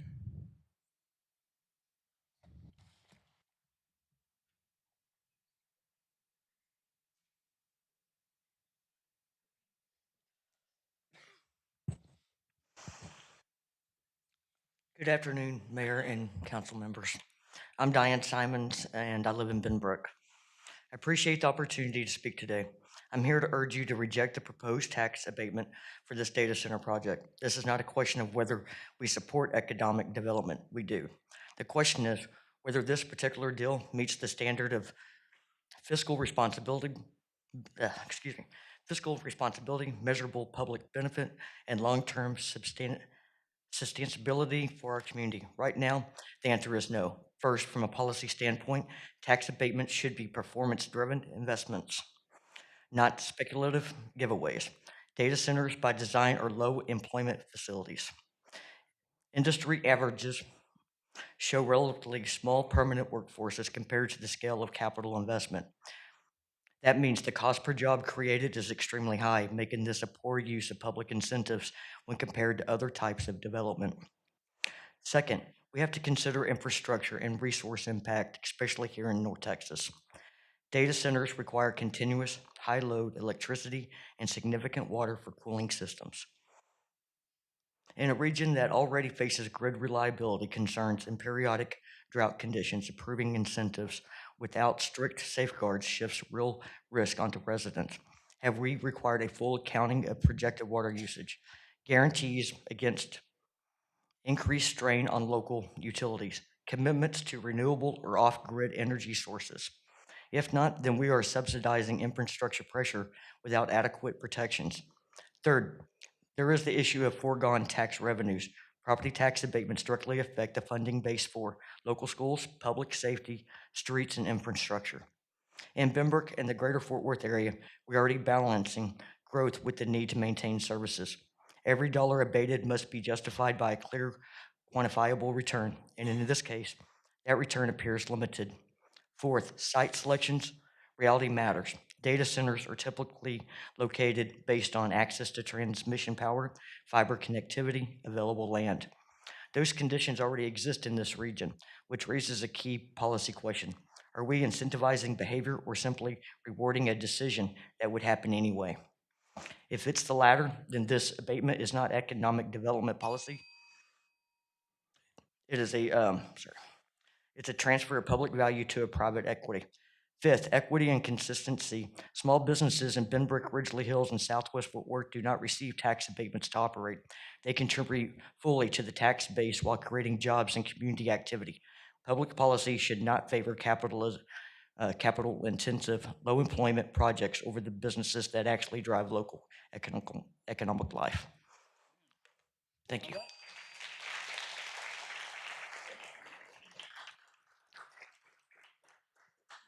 Daniel Kamen, followed by Catherine Godby. Hi there, good afternoon, City Council. My name is Dan Kameen. I'm a resident here in Skyline Ranch, here in Fort Worth. So I just want to say thank you for the opportunity to address the council here today.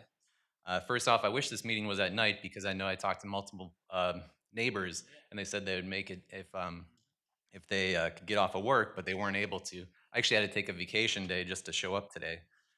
And I also want to mention, I think this tax abatement, but also the proposed data center as a whole needs to have a more robust conversation. I work in finance and I graduated from TCU going through the full-time MBA program at Neely School of Business. I'm invested in the city and I don't think this is a good deal for any of us.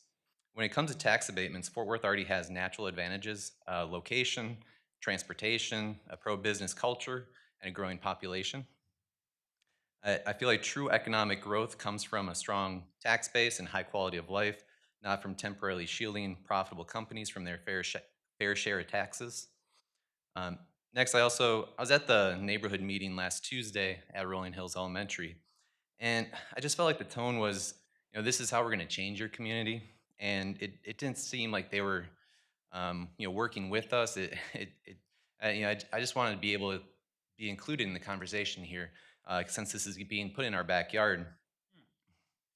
And that's how I feel about the whole process. It's just been a lack of transparency, beginning with the rezoning that was mentioned earlier on the piece of property, less than 2 miles away from my community.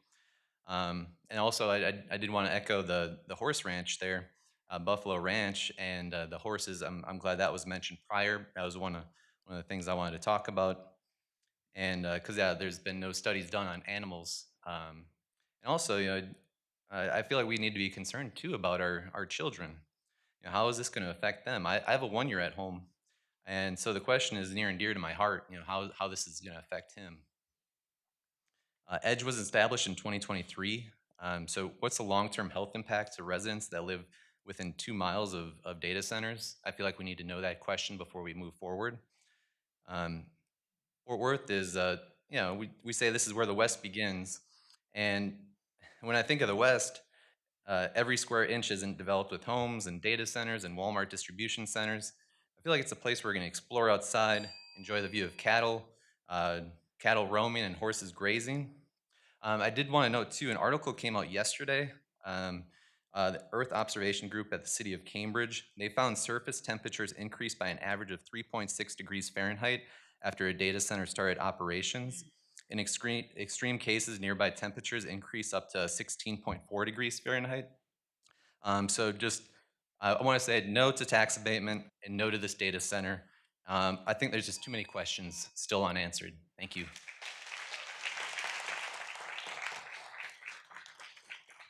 Our next speaker is Catherine Godby. Catherine will be followed by Nellie Gamfee. I'm Catherine Godby. I'm with the Justice Network of Tarrant County. Councilmember Crane, I heard what you're going to add. My comments are just kind of general and overall regarding data centers for AI. Our addiction to technology seems to really be blinding us to how the tail really is wagging the dog here. Some questions. Why do we have economic development in the first place? What do we want out of it? Shouldn't we have some idea of how many jobs AI will actually replace before we just automatically roll over and say yes? What do we value? Do you value our children and our grandchildren's futures? Each one of you on this dais knows what's wrong with this mad rush to build data centers. Pollution, wasting resources, destroying the silence that can be life-giving to nearby communities. You are leaders. A leader who is both inspiring and morally responsible reminds people that yes, our potential is vast, but it is not unlimited.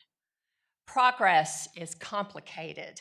It demands some answers before just plunging in. These big tech companies are in a mad, dangerous, competitive rush. And you, the people's elected government leaders whose job is to regulate business, to put some guardrails up for us, really seem to be asleep at the wheel here. If for no one else, for the sake of your own children and grandchildren, I urge you to wake up. Now, I also want to say something that I think relates regarding the respect that leaders show or do not show to the people. The Justice Network has been at every Tarrant County Commissioner's Court for the last 3 years, every meeting. County Judge Tim O'Hare regularly shows tremendous disrespect to the people, but he has never kept us waiting for an hour. And then to come in with no explanation or apology. I mean, what is that? Our time is valuable as well. Thank you. Thank you.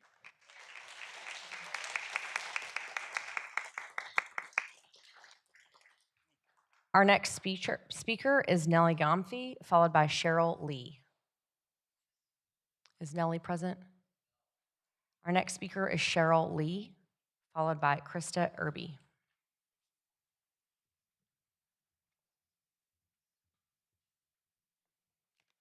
Hello, my name is Cheryl Lee, and I've been a resident of Fort Worth in the Ventana area for about 10 years. Like the vast majority of our community, I was not informed about the data center until it was too late to have any meaningful input. I want to ask that this council advocates for provisions that would give residents designated channels to bring concerns to, find accountability in, and a clear channel for escalation when commitments are not met from the data centers that want to call Fort Worth home. At our community meeting, when we asked specifically for a named point of contact with defined response times, access to annual compliance data, and a clear escalation path, we were told flat out they would not provide that and they would not change their minds. When we asked where we could send concerns or requests for accountability and transparency, we were told we could write a general email to the address found on the data center's website homepage with no promise of even getting a response. And I hear that Councilman Crane just clarified that we'll have access to updates about the project, but that has nothing to do with transparency and paths to accountability. As these data centers seek to land here and be completed before regulations and protections can be established, it is crucial that people of the communities who will be impacted have the ability to make sure that they are held accountable. I found out this morning that this tax abatement decision leaves us stuck between a rock and a hard place. With a $1 billion project, they can afford to pay their taxes, and they should. But I found out that this abatement would put very few, very minimal, but important provisions in place for accountability. So we are stuck with this one chance to advocate for ourselves and our community in a total catch-22. The situation has felt incredibly unfair.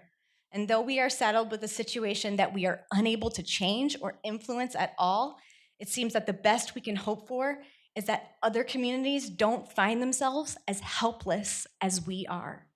I urge the council to ensure that projects moving forward would allow specific provisions for citizens to become better informed, more involved, and measurable accountability standards. Thank you.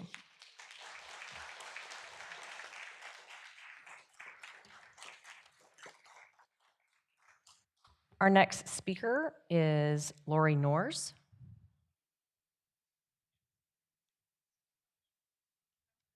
I'm sorry, Krista. Please come up. Thank you. And Lori, you'll be next. My apologies. Thank you for catching that.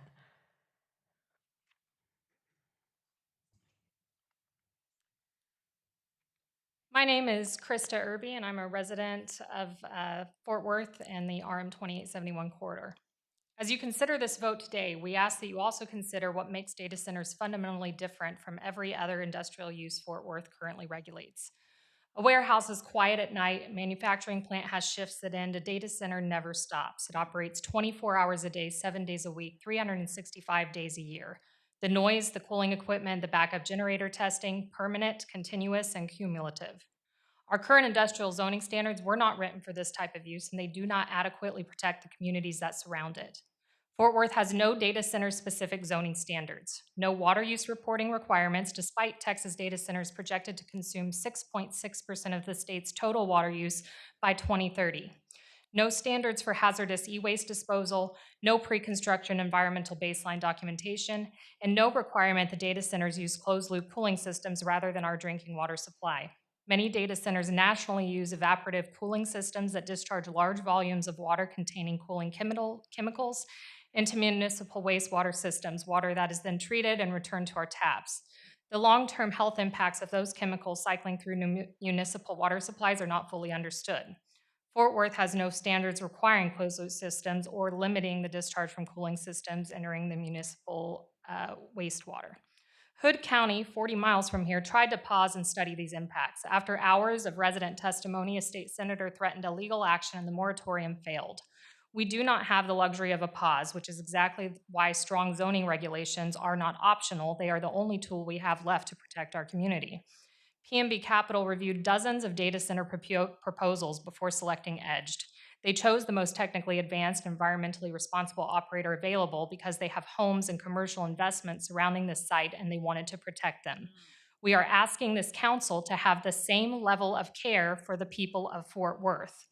As you consider this vote today, we are asking you to pursue a data center overlay district for the RM 2871 corridor and a citywide data center ordinance, one that covers noise, water use, waste disposal, environmental baseline documentation, and community transparency standards for every data center in Fort Worth, not just those seeking a tax incentive. Fort Worth already has multiple data center projects in the works. The time to establish these standards is now, before this becomes the norm, without the protections our community deserves. Thank you.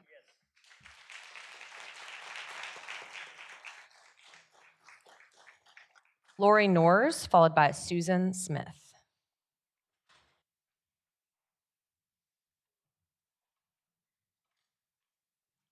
Hello, I'm Laurie Noors, and I'm a resident of Fort Worth and of the RM 2871 corridor.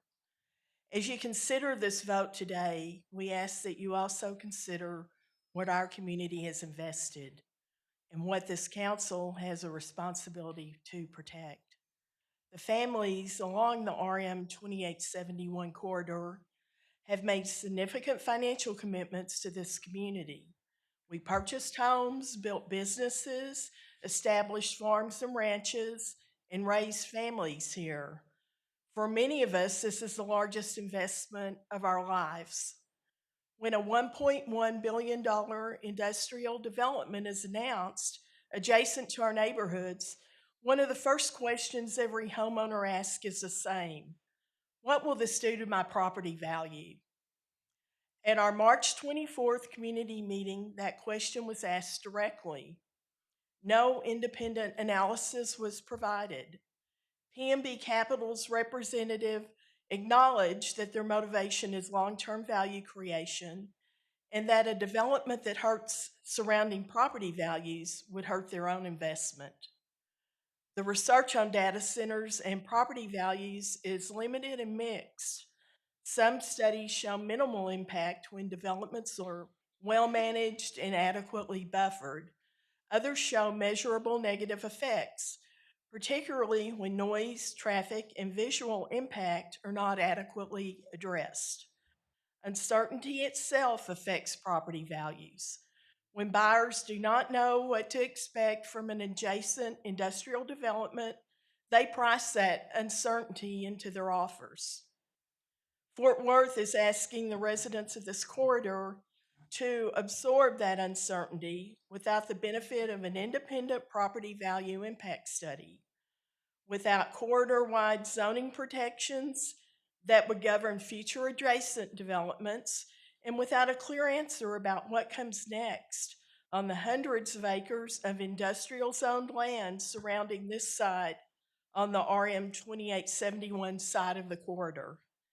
As you consider this vote today, we're asking you to commit to an independent property value impact study as part of the informal report process, and to ensuring that the informal report delivers concrete zoning protections for this corridor before the next development on adjacent land reaches a vote. Our homes are our investment. We are asking you to protect them with the same urgency you would your own. Thank you.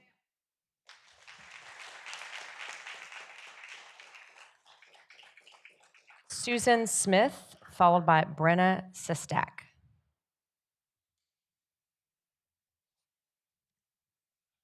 Susan Smith? No. Brenna Sistak? Brenna will be followed by B. Kohler.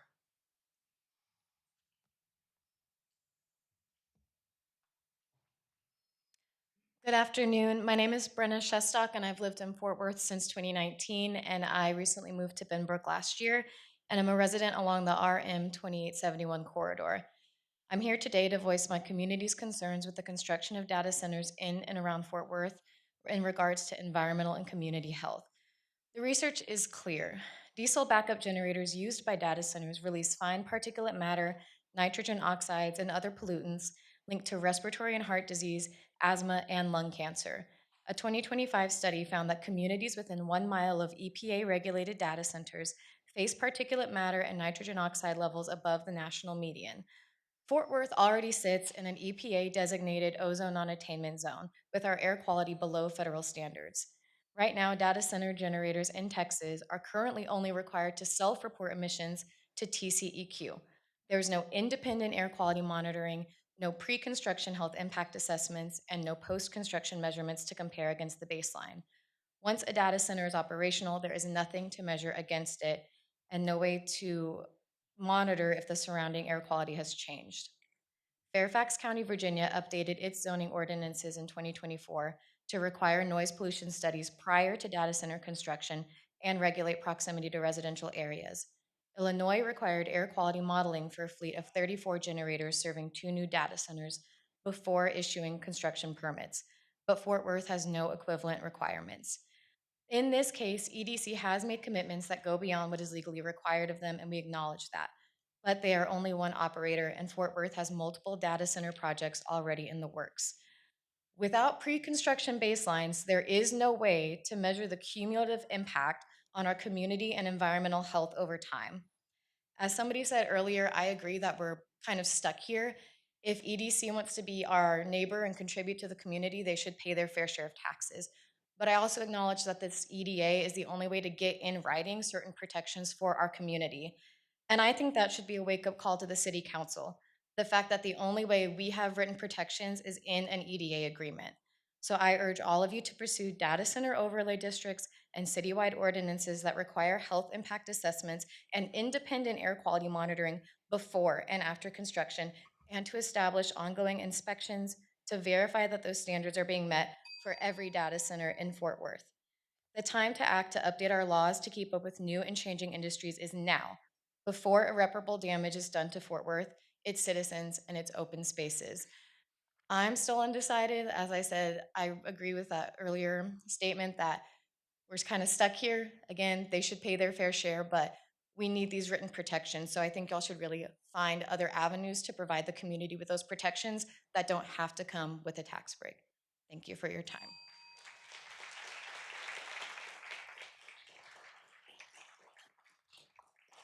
B. Kohler, followed by Alexander Montalvo.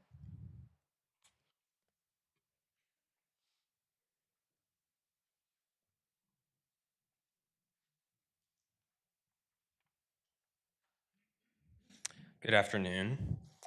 My name is Brady Kohler, and I'm a resident of the RM 2871 corridor, and I live in the ETJ directly across from this project. The problem is that RM 2871 is not a highway. It's a 2-lane ranch-to-market road that serves as the primary artery for thousands of residents in West Fort Worth, Benbrook, and surrounding unincorporated communities. It crosses an at-grade railroad crossing that creates daily backups. It lacks the capacity, safety infrastructure, and design standards to absorb the significant additional industrial traffic, and yet is the road that connects this corridor to everything. We want to acknowledge what EDC has committed to. Their construction entrance will access the site from the I-20 frontage road rather than RM 2871 for the full duration of their project. That's a meaningful commitment, and our community is grateful for it. But PNB Capital's current infrastructure, they will only be accessing through there for the duration of their construction. The long-term build-out of the Veal Ranch agreement covers over 5,200 acres and spans 40 to 50 years. PNB Capital owns hundreds of acres proposed for industrial zoning, and the data center will employ approximately 50 full-time staff, but the industrial uses that follow on adjacent parcels may be significantly more and impact traffic further. The RM 2871 overpass over the Union Pacific Railroad is a TxDOT project with an estimated total cost of approximately $100 million. The current identified funding stands at approximately $45 million, leaving a $55 million gap. The Fort Worth 2026 bond on the May 2nd ballot includes $5 million for the design phase, and we feel that the gap cannot be allowed to grow faster than the funding will close it.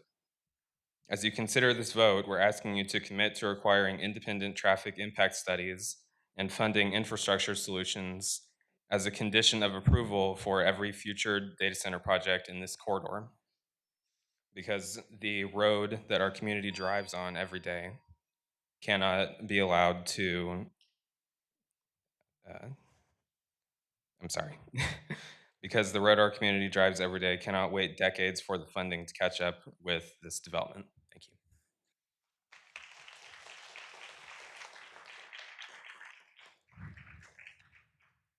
Alexander Montalvo.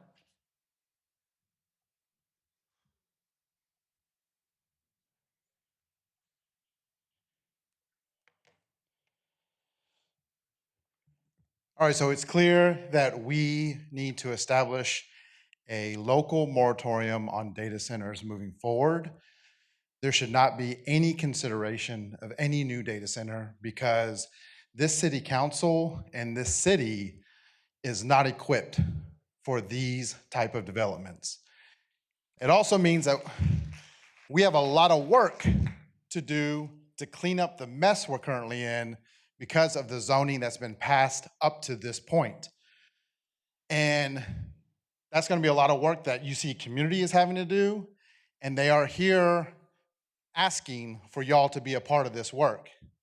Now, we know there's conflicts of interest because there's data center CEOs who love to give y'all campaign contributions, where 8 of the 10 council members and the mayor received these contributions. So if you're not willing to work to address the issues that you've helped cause, then there's an election coming up next year that a lot of people in this room are going to be motivated to replace who's on this city council and who is our mayor. All the things that have been mentioned are still just scratching the surface of the potential issues that we have. And I'm going to read from a local federal research paper that was published in February, just to expand on the additional issues that are not being considered as zoning is being passed for these data centers and tax abatements are being considered that will not nearly cover the cost of what they will bring to our residents and to our city. The Energy Information Administration, or EIA, recently published a new federal research paper. In its February short-term energy outlook, it highlights the following. The main headline is that data center demand spike could drive 79% ERCOT price hike in 2027. In a high demand scenario, data centers could drive 25 to 27 annual load growth, 15% higher in Texas. Data centers are driving higher load growth in Texas faster than in the rest of the country. That rapid growth could increase electricity prices and gas and coal consumption under some scenarios. Most regions can accommodate higher than expected electricity demand growth without large price impacts, EIA said, but the modeled price effects in ERCOT highlight some of the challenges grid operators have in managing large increases of load in the near term. In Texas, while some increases may be 4 to 5%, in Texas, average wholesale electricity prices at the ERCOT North Hub could be 78.9% higher than the current $47 and change. This impacts all of us.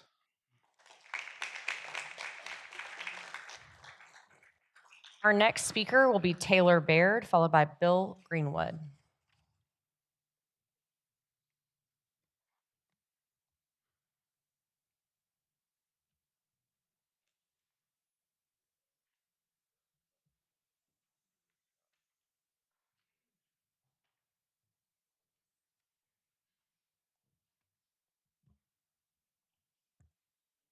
Thank you all. Is it on? Okay, thank you all. I'm Taylor Baird with PNB Capital. We are the owner and the developer of the Beal Ranch. Appreciate all the comments that residents have shared with us today and in our 3-hour community meeting that we held last week. In that meeting, obviously, the point I wanted to get across to our constituents and residents is, we've spent 12 years developing the community around this. The compatibility of the development that we execute on is as important to me as is the investment that we have made. We would not sell 187 acres of 5,000 acres if we felt like we were diminishing the value of the rest of our investment. We went through a process to bring all of this land into the city limits of Fort Worth. It was a 2-year-long negotiated development agreement. What was important in that with the city was that we had a balance of commercial investment with residential investment. And we agreed at the time to fully comply with the city's future land use plan. that land use plan was put in place and adopted in 2019 before we got involved with acquiring the land. That future land use plan had industrial growth center as part of the plan for this area, including our property as well as Walsh Ranch and some of the areas around there. And so what we have done is comply with what has been on the plan. We had dozens of people interested from the data center perspective in this parcel.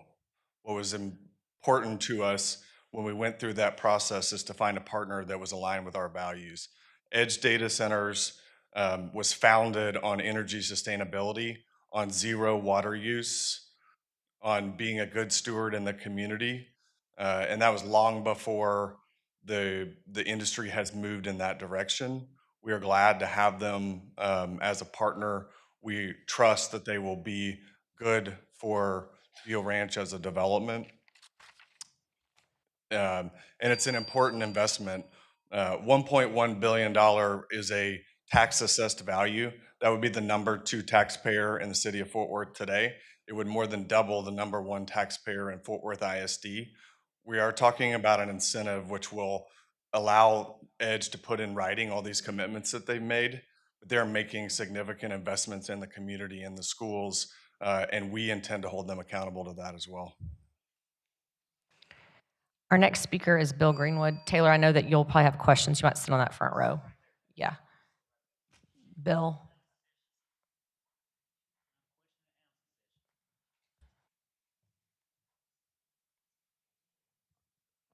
Bill Greenwood, Edge Data Centers, representing our project here in Fort Worth. Recognize a lot of the faces that came up here to speak today. We spoke to them last week at the community meeting for over 3 hours. When Edge comes to a community, we are here for the long term. We are owner operators. We want to be good stewards to the community. For this project specifically, we identified power that was available within the grid. We have a contract with Encore that was done over a year ago. We have spoken to ERCOT. Any necessary upgrades that we are making, Edged is paying for, and it will not cause any local residents' utility bills to go up. As Taylor mentioned, we are also waterless.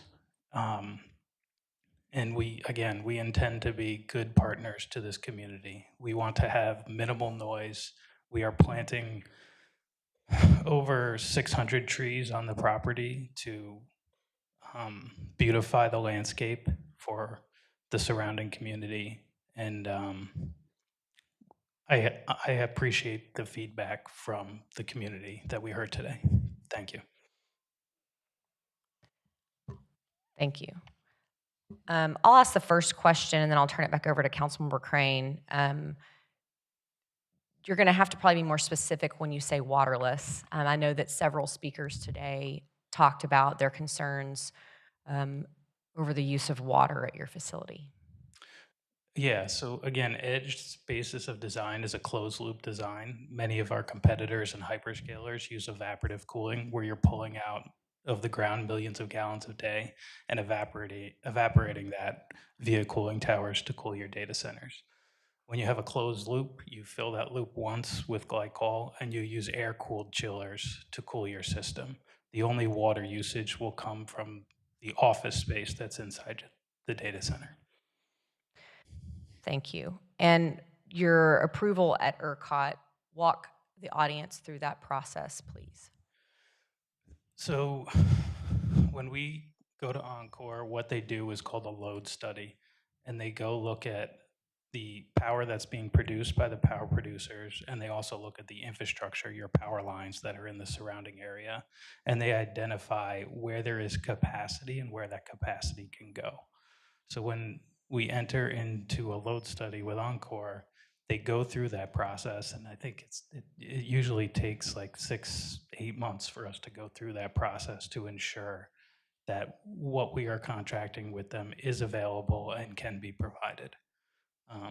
Once that is identified, we then on our own site are building a substation for Edge that will then power our data center. And you mentioned other data centers across the country. How many does Edge currently operate?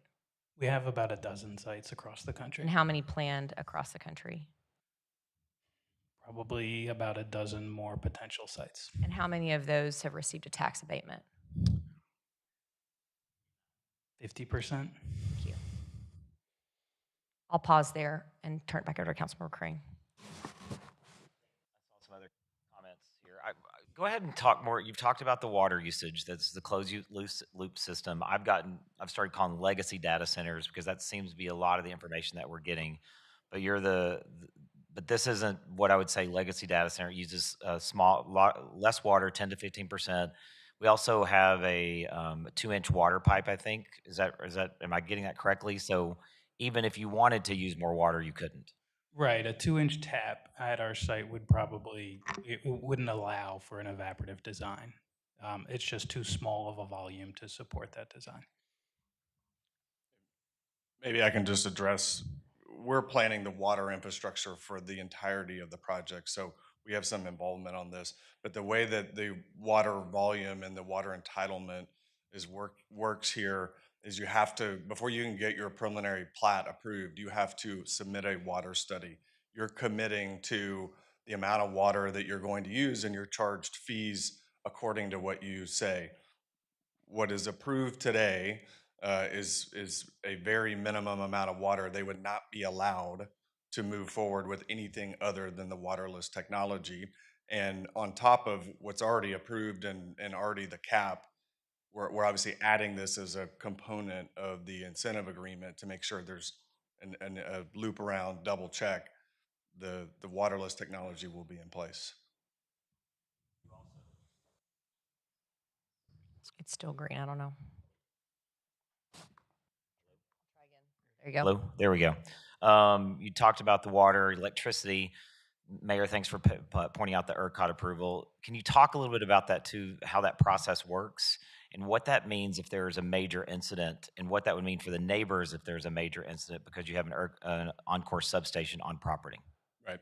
So, and I want to point this out. I lived through Skyline Ranch through that process in 21 after with the major incident there. People that live in Skyline Ranch, I was getting your power back on, so I know this is pertinent out there. Ventana hadn't been fully developed out to the level at that point, but I know what happened out there. So when this property went through ERCOT approval, that was 2 years ago. There's been new state and federal regulation on power itself, but ERCOT studies on a site the reliability of the project, not whether they actually have the power, but in their worst event, is there excess power to reliably power everybody that's already being served plus this new project. And you don't get through ERCOT unless you can pass the reliability. There's been lots of proposed data center projects all over the state, the Metroplex, the country. Very few of them have gone through the full ERCOT reliability study. This project has, and it's an important component to understand. When Edged and Encore entered into an agreement to supply the power, this was in April of 2025. Edged agreed that in an event of an emergency, it would take off the grid and use its backup power. 2 months later, that became state law in Senate Bill 6, but at the time, that was not a requirement. Edged voluntarily agreed to that. Now, our great state senator, Phil King, authored and sponsored a bill last year in the state legislature that requires all data centers to come off, or all large load users to come off the grid in the event of an emergency. They also made sure that data centers pay their own way, and that Edge is building its own private substation to again help with the reliability and ensure that in those events of emergency, they have backup plan fully in place and they can come off the grid. What do you mean by pay your own way? Just that they wouldn't cause the rates for electricity to go up in the state. That's been a very important state policy of the governor, lieutenant governor, that any of these new data center projects would have to make substantial payments to Encore and to ERCOT in order to ensure that any of the infrastructure they were using, they were paying for. Right, and it wouldn't affect taxpayer, their rates. Yeah, I mean, that's really the a idea behind the cornerstone of legislation. Senate Bill 6 is making sure that the current existing ratepayers are taken care of and protected. Not affected. Thank you. Adrian, I don't need you to speak from the audience. I'd rather you like to stay, but just don't yell at Councilmember Crane or anybody else for that matter. We're in the middle of a case. Adrian, I guess he has I to am leave. answering. I am making him. You Adrian. just have to have him go. It's fine. I Yeah. hate that, but Thanks, Marshals. Okay. Bye-bye, Adrian. oh, we did. Okay. Thanks for everyone with operating with decorum as we work through this. Unfortunately, Mr. Smith always has challenges with that. Yeah, as we see, it continues. Bye-bye, Adrian. Thank you. You brought up and listen, over the last several weeks, if I thought that I would get up and start trying to learn about data centers, et cetera, I would have thought there were 8,000 other things I would be learning than this, and probably my council colleagues as well. But you brought up the noise, you brought up the systems itself. You mentioned the other night at our community meeting that you would have generators. Can you talk about that, about the noise from that, as well as the noise that comes off the facilities? I will mention, and I don't see her here, but there was a woman that went to your Irving facility and took a video. Are you here? They posted on Skyline Ranch neighborhood page to talk about the decibel levels, et cetera. And so I just want you to speak to that a little bit, because those are the three main concerns that we've heard. Obviously noise, but please. Yeah, so initially, before we do anything as part of our due diligence, we do a noise study. We actually did a noise study just of the ambient noise on the property prior to any data center being there. And that average noise level over a 24-hour period was about 50 dBA. From the highway, from the railroad, just everything that surrounds the property. From the closest property, which is probably Markham Ranch in the county. I believe so, yes. Then we move on to a noise study, the model. On a day-to-day basis, the equipment that's emanating noise from the site is usually your chillers that are on our roof. Sometimes they're in the yard. For us, they're normally on the roof. The generators, they only run for about 15 minutes a month just for maintenance, and then they would run in an emergency should we lose power in the grid, as Taylor just spoke to.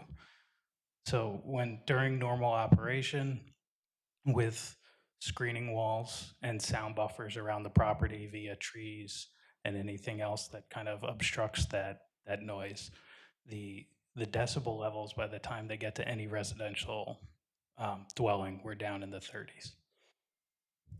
And I know they asked the other night, and it was sort of what is that decibel level? The common kind of basis for 30 dB noise level is like a whisper, a very, very quiet whisper of someone standing next to you. Okay. I would say this, I'd like to call up all the city team that kind of worked through this process: Dana Bergdorf, Jessica Rogers, McCordle, or Stephen Murray. I don't know who's going to talk from the zoning perspective. Who else is out there? Jess McAkron. Could y'all just come up? Because there are tons of questions I just want to be able to answer. And I know probably my colleagues have questions about some of this. But probably first, maybe, because we've heard a lot about we're voting today about the tax abatement. The zoning's been done. But Jess, JR, maybe you want to talk a little bit about how the abatement process works, what that looks like. Yeah. Absolutely. So stepping back from this, when we are looking at an abatement or any economic development project, and particularly specific to data centers, the city has taken a very selective approach. And really, we're looking for two primary things. One, is this compliant with the city council's adopted policy? And then two, is this consistent with our adopted strategies? So this project represented a project that not only met both of those things, we set the bar a little higher. We said there were some other things that we wanted to make sure that this project was compliant with. One, we looked at, was it within an established industrial area, this project being in a adopted industrial growth center, so kind of clearing that hurdle. We looked at compatible zoning and land use, residential distance from residential properties. We also looked at whether this data center was going to be able to get and then eventually get ERCOT approval. I will kind of inform you, we have a number of requests that come into our office on a very regular basis, as do all of you, for data center projects. Getting through that ERCOT approval process is very significant and takes a lot of time. So we want to make sure that if we're evaluating a project, that it is viable. And lastly, we looked at water capacity. So we worked, economic development worked with our water department, worked with Taylor and the EDGE team to really evaluate what they were going to be able to commit to. And if you'll recall back to our work session presentation, we talked specifically about having water and energy efficiency requirements in this project. And so with that, we proposed a tax abatement. This tax abatement on this particular project is on the BPP only, and that's important because this project sits within the Veal Ranch Tax Increment Finance District. Sorry, business personal property, I'm sorry.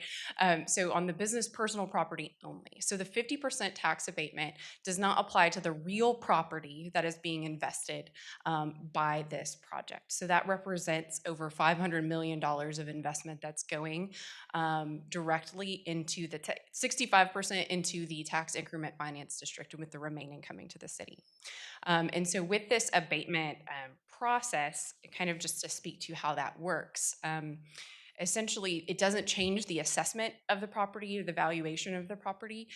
They will get their tax bill, and if then the city confirms that they have met all of those commitments, then their tax bill on the business personal property alone would be reduced by that 50%. So after the 10 years that this abatement is proposed for, all of those assessments, all of those taxes would go back, and that would remain. So there's no impact to county taxes, no impact to school district taxes. I know that was brought up as well. This would be on the city's business personal property taxes alone.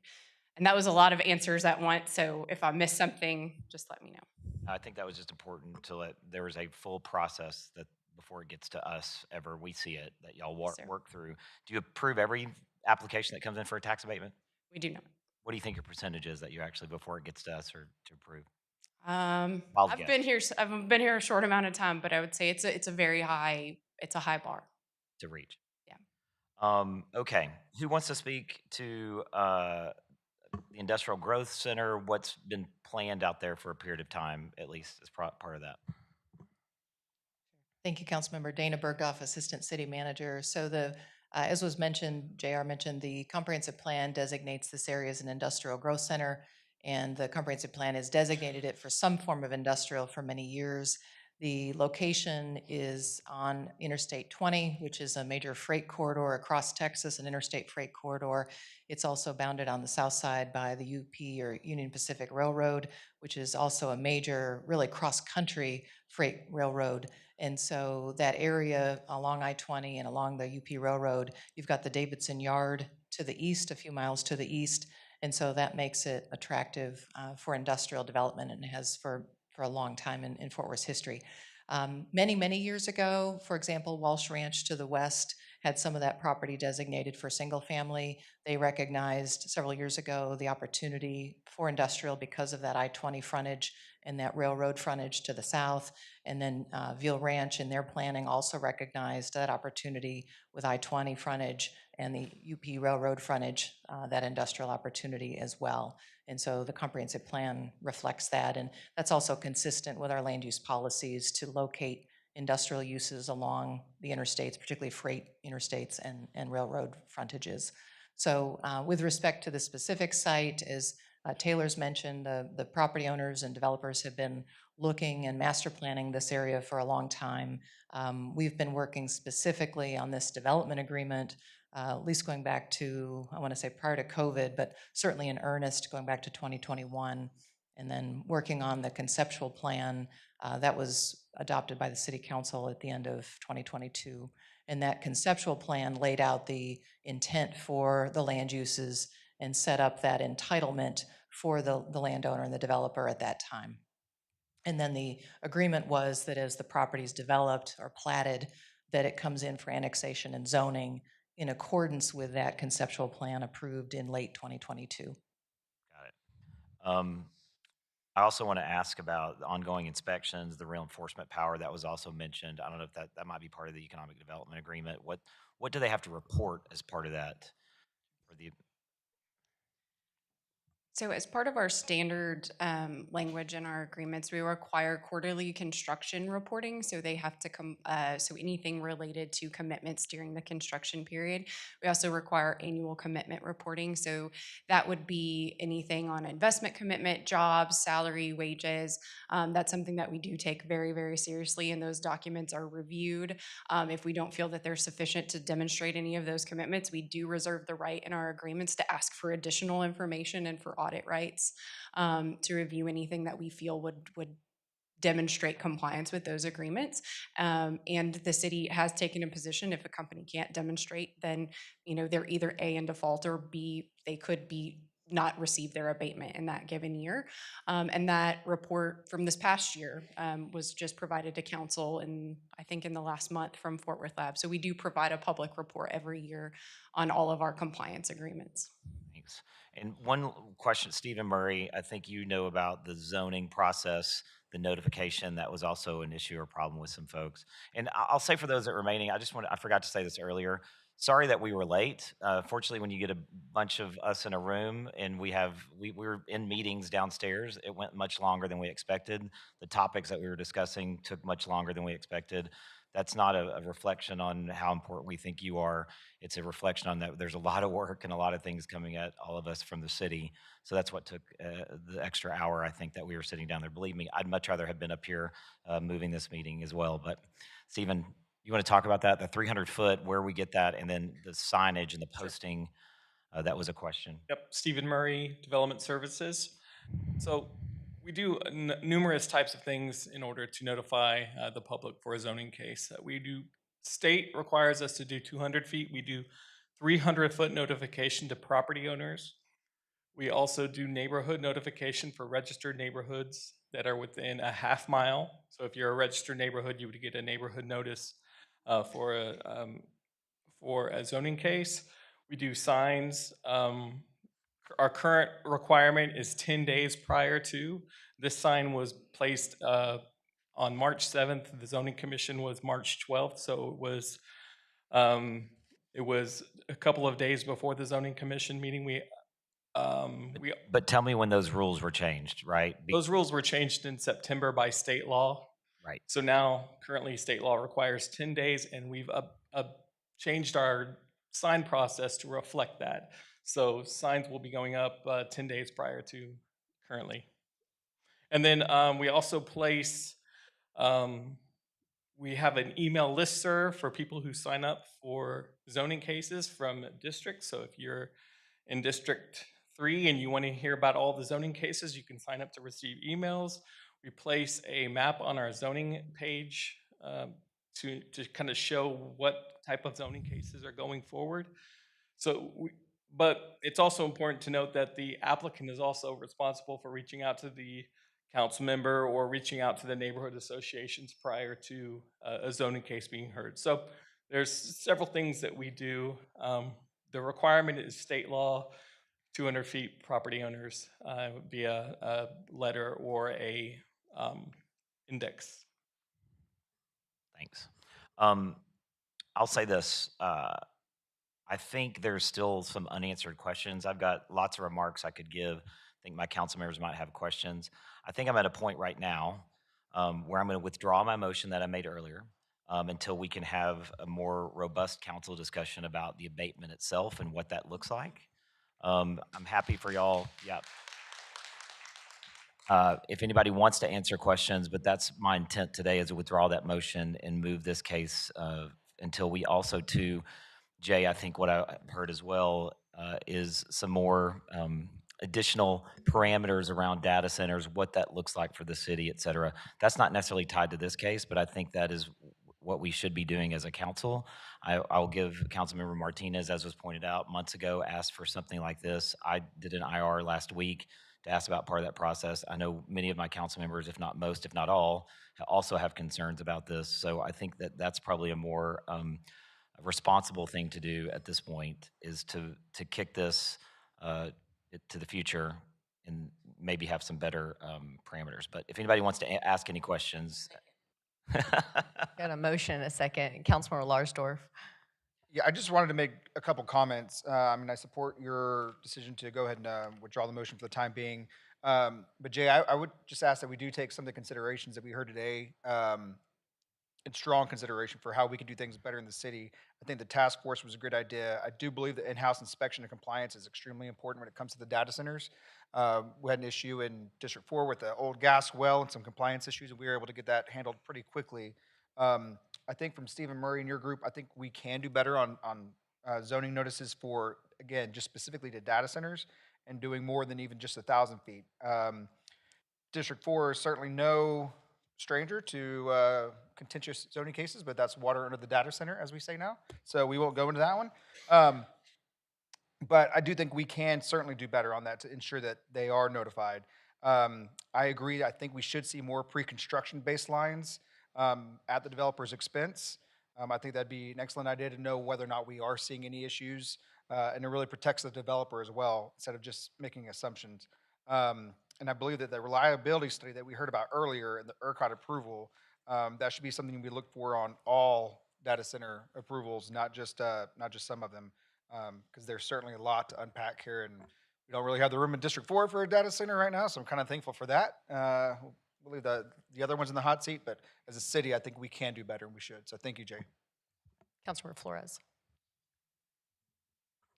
Very, very briefly here. I appreciate all the input that we received or heard.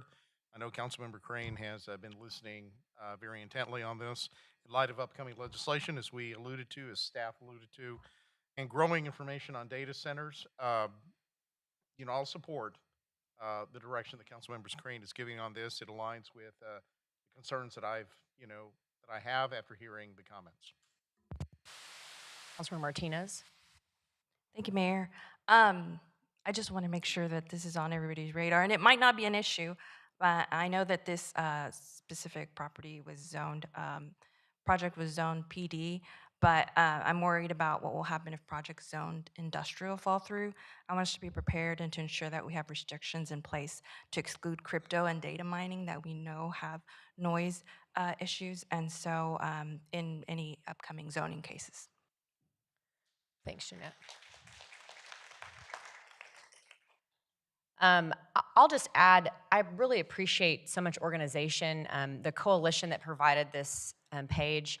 Interestingly, I think your statewide leaders are looking at some of these elements across the state because candidly, every single city, large and small, is being approached on the data center front. I do know that EDGE is an incredibly important provider, and I think that they've demonstrated that. I think unfortunately at this point, there is enough question that I hope that they understand it's not a reflection of how they do business. It's just an understandable concern across the country about where we're headed on data center front.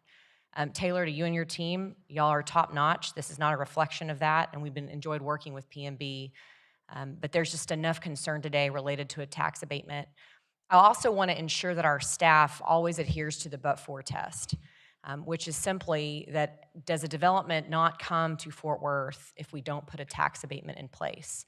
And that was not clear to me today as to why we were offering a tax abatement in the first place. It may very well be there, and that's a conversation I would need to have with EDGE directly, but that is always how we've approached tax abatements, to keep investment in Fort Worth. It's also not lost on me, this would have been, EDGE would become the second largest taxpayer in the city of Fort Worth with this development. And also as a reminder to our residents, the zoning is already in place. So EDGE could decide that they wanted to proceed with building without the tax abatement. There's also been some, actually in Councilmember Crane's motion today, he articulated several of the items that were going to be required as a part of this tax abatement, including decibel levels, the domestic water flow requirements out of the Kimley-Horn study, and I could go on based on research as well. These are many things that EDGE already does at their data centers across the country. So those are open questions for us to consider. Councilmember Crane, I don't know if you want to articulate a date and time that you want this to come back or not based on our zoning schedule. Yep, Councilmember Crane, hold on a second, Jay. Yeah, I had a quick chance to look at the schedule. A month from now is a voting meeting, so I would like to move to kick this to, April 28th, council meeting.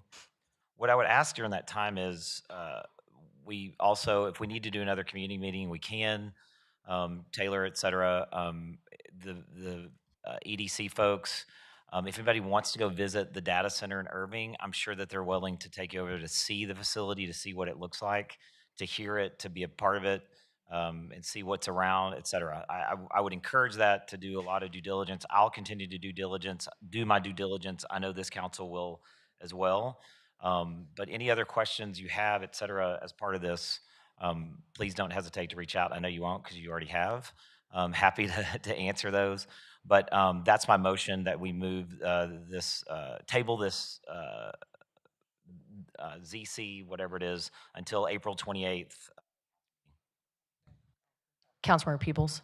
So I just quickly wanted to say thank you, Councilman Crane, for being willing to let us get some more information. But I want to thank all of you who came out today. As a parent of two very, very, very brilliant daughters, who have educated me on data centers, this is not something that's going away. And I know that some of you said we need to not have data centers. That's not the world that we live in. What we have to do as a body is try to ensure that we do it in the safest way and most profitable way possible for the citizens. And by profit, I don't mean revenue, but what they can get out of it.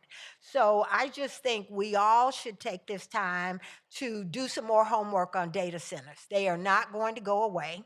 We are going to see them in the future, just like Bitcoin mining and other things that are happening. And we just need to make sure that we're doing it in the safest way possible for the most residents. And so I applaud you all for coming. I want to thank my friend Diane Simons for coming today. And I heard everything you said. We listened. And so we will take this forward. But thank you all for being here, and thank you for being willing to work on this issue. Thank you. Our city attorney just pointed out that it'll actually won't be April 28th. It'll be later than that. You have to have a 30-day posting for tax abatement agreements. So go ahead. May 12th would likely be the meeting. And also, there is a hearing in Business and Commerce in the state Senate. I think it's April 7th, but I'm not possible, dealing with data centers. I've got several emails, but one in particular is at info@2871community.org. My office will send information to that. And we'll also just send an email to the email addresses that are here in case you wanted to tune in and watch that hearing, or if you want a road trip to Austin, I guess you could do that as well. Just letting you know. I think we've got a motion and a second on the floor. We can vote.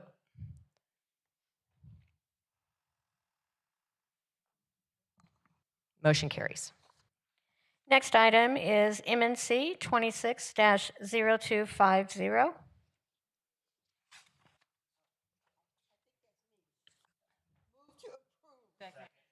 Motion and a second. Please vote.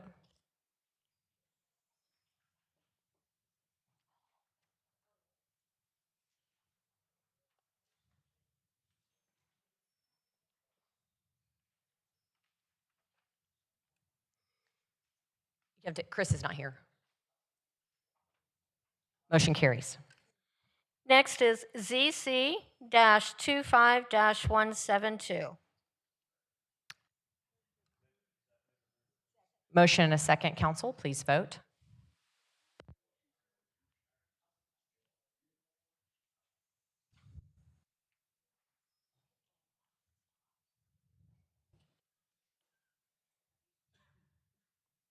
Motion carries.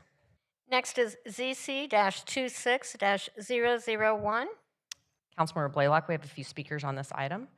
The first is Wes Hoblet, followed by Stephen Carlton.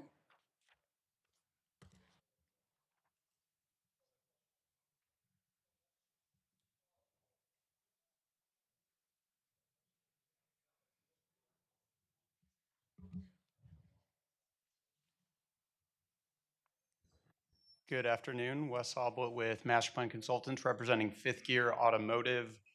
And we're here to talk about a kind of a Obviously, difficult zoning case. We really didn't want to be here initially. Obviously we went in, received permits.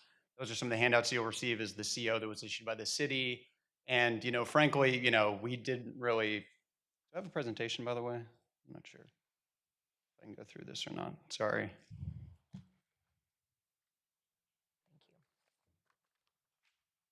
Is there a way I can get my presentation posted? I'm not sure if we can or not. She's working on that. Okay, thank you. I'm pausing your time. Thank you.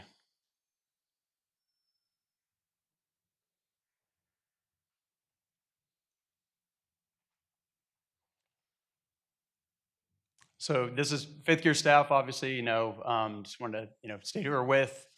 Just really the key points, we're all in a bad spot. A lot of zoning cases, there's a winner, there's a loser. This one, we feel we're in a bad position. Obviously, we think council's in a bad position, neighbors, staff as well. But we do want to talk about the land and use compatibility, which, this PD is very odd. It's a PD with specific uses that, aren't really tied to anything in particular. And we really felt like we got off on a wrong foot without our say-so initially with the HOAs in the neighborhood. So, here's just kind of a timeline. This is about a 10-month process from when we started of, when we started reaching out to the city, seeing if we could go here by right, some of the, things we're doing to the property, upgrades, things like that. And, we, had obviously our CO pulled and then, obviously filed a zoning case after that to correct the issue. So our zoning request is to remove, the items listed over there. This is what staff proposed and we agreed with it. We're adding pretty good protections, I think, to a property that really doesn't have them right now. You can pretty much, and as you can see in the documents that I have, on the second page, there's some photos of really what I believe is allowed by right now, which I think the protections we're adding and our operations really go to benefit the site overall. So here's a little photo. This photo is, I think, from when the penguin patch, the previous user was there. Temporary storage containers, we're going to remove that. Outdoor storage being tied to primary usage, which it's not right now, have a site plan, neighborhood commercial development standards, which are not existing on the property today, as well as landscaping and screening. A little bit about the operations, it's all indoors. We're not doing anything outside. We have one bay door. I know there's concerns from the neighborhood about somebody else occupying the space, like a high frequency Mavis Tire or Discount Tire, something like that, but that's not who we are. We don't do commercial vehicles, no paint and body, closed on the weekends, and we're trying to do our best to make this property correct. So got off onto a wrong foot with the neighbors. These are some of the comments we got, accusing us of corruption, of the city staff of corruption, which I think is wrong, not correct. Some of these, why do they even want to meet with us? This is before we met with them. We really didn't have a chance to even talk before we were kind of vilified in our opinion. So, we really didn't get off on the right foot and never thought we could. And we did have support, surprisingly. And on the last page of that document is a letter from Children's White House next door. These are the neighbors that supported us. And that's all I wanted to say. Thank you. Our next speaker is Stephen Carlton, followed by Eric Wilhite.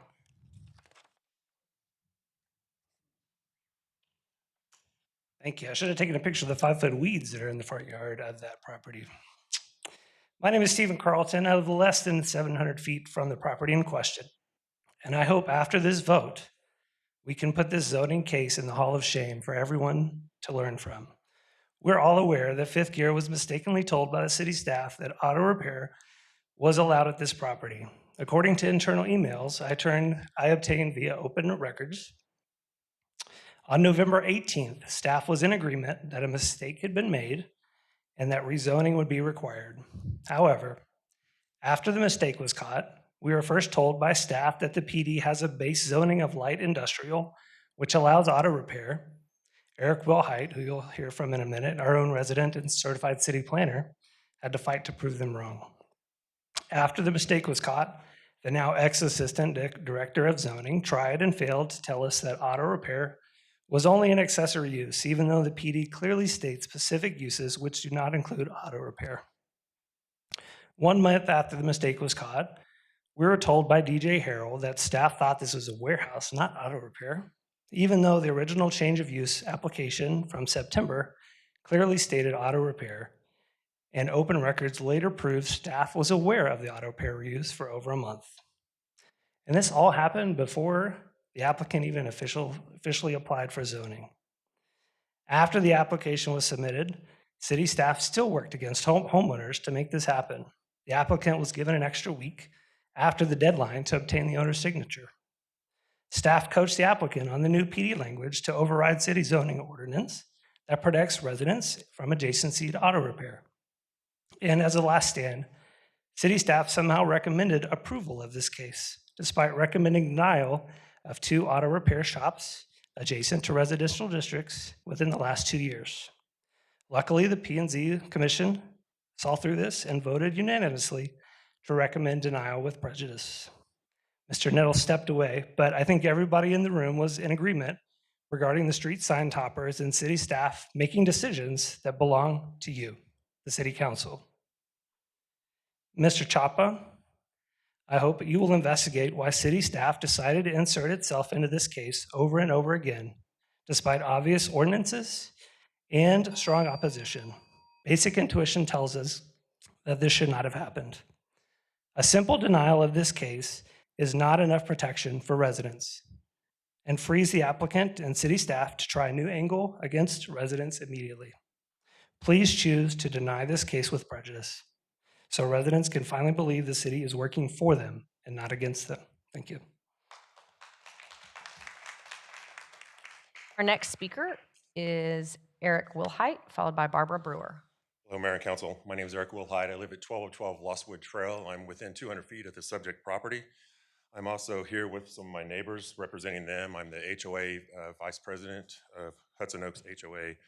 As Steve mentioned, I am a certified planner and a registered landscape architect, and I've been doing community planning and development for over 30 years. So obviously, before I moved in to buy my property in that residential neighborhood, I checked what the zoning was. The zoning was the PDCU with specific uses. They weren't all really that great, but it certainly wasn't automotive use then, and it certainly shouldn't be now. When we started noticing when P1 Patch left, a new tenant was coming in, we could tell there was an automotive repair facility going in because fifth gear trucks and other people were coming in from fifth gear. I reached out, contacted the broker as well as city staff on the land use change not being permitted because it is not part of this PDCU.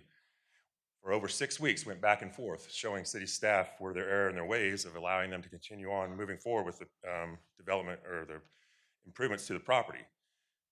Furthermore, it's specific in Chapter 5, Supplemental Use Standards 5.104, automotive repair and paint body shops are not to be adjacent to residential properties. This property is adjacent to residential on both sides. In fact, one of the P&Z commissioners put it most eloquently that it's smack dab in the middle of the neighborhood and automotive uses shouldn't be. Furthermore, we never really saw a PD. We did have discussions with the applicant. Never got to see the PD site plan until P&Z. That PD site plan, in my opinion, was woefully inadequate and doesn't show anything on the standards that the PD ordinance requires to show that there's any mitigating or protective measures made for adjacent properties on that site plan. So, as Steve mentioned, the city staff seemed to always be working against us. Some of the ordinance verbiage that was added after my conversations and emails with city staff to add those. So we felt like they were getting coached. I don't think a PD, and I think most people would agree, should be used to circumvent city code or make waivers for specific things that are conditional or additional supplemental uses required in zoning. And that's exactly what this PD is attempting to do, in my opinion. So with that, we would respectfully request that you would adhere to the Planning and Zoning Commission's 10-0 denial with prejudice of this zoning change. Thank you, Eric. Our next speaker is Barbara Brewer, followed by Russell Fuller.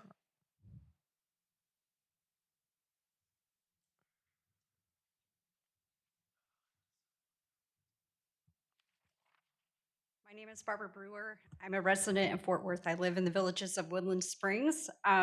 I'm here regarding 3553 Lodick Lane, zoning case C62601. The property is zone PD 894. Under that zoning and under the section 5.104C of the city's ordinance, auto repair is not permitted on a site adjacent to a residential property. That is exactly the situation here. Homes are like within 28 feet of this building.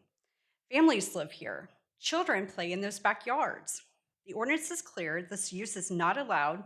The zoning commission already recommended denial with prejudice. So I please ask that don't ask these families to live with the situation, and it should have never been allowed in the first place. Thank you. Rusty Fuller, followed by Joshua Allison.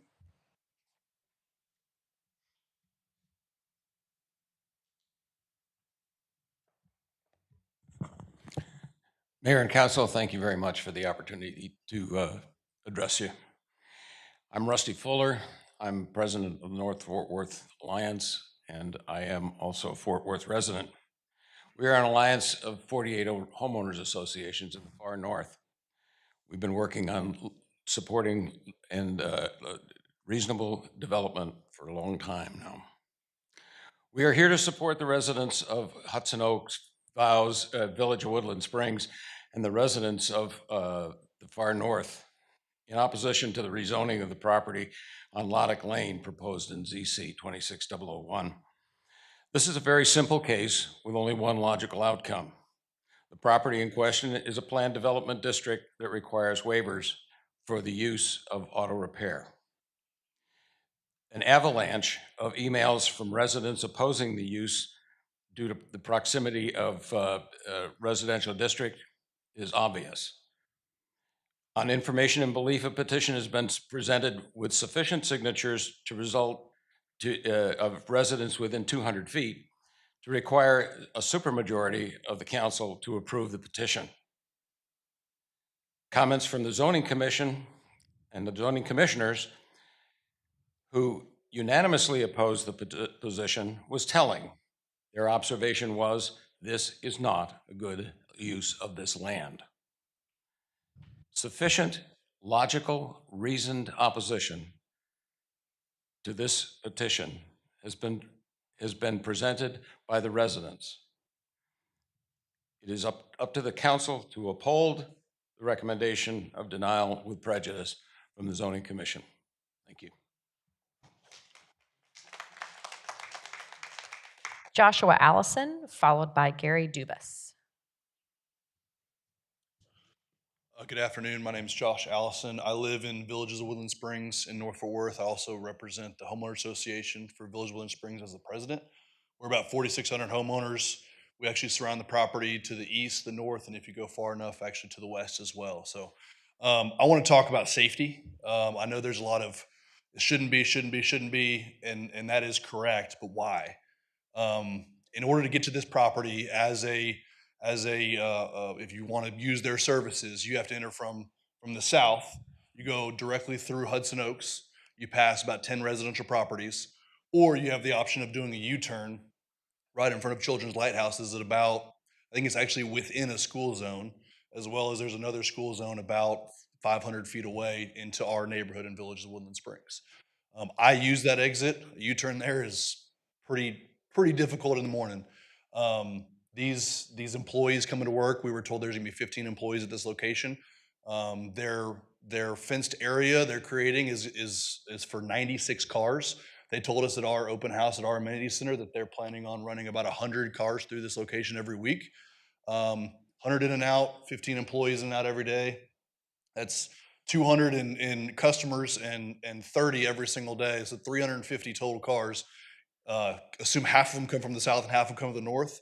They're either going through Hudson Oaks, directly past 10 houses to get to this location, or they're doing U-turns. That's a lot of cars doing that. There's kids that play out there. There's people that kids that commute on their bikes to the high school. That's within a half mile from this place. These facilities are next to residential areas already, other places in the Metroplex. They have that in their presentation. That is true. The problem is that the main access for those facilities is not through those residences. It's through a main thoroughfare or something like that without U-turns and those kind of things. So this is just not smart. It's not safe. I would actually probably go a little bit stronger than that and say it would be irresponsible to put all the kids in the community right here in the residences at risk with that much traffic and that many vehicles and that much stuff going on around those areas, which has not historically been a problem. So I know the pictures show some issues with the previous tenant of this facility. Just because the previous tenant was bad doesn't mean we need to put another bad tenant in there. So thank you.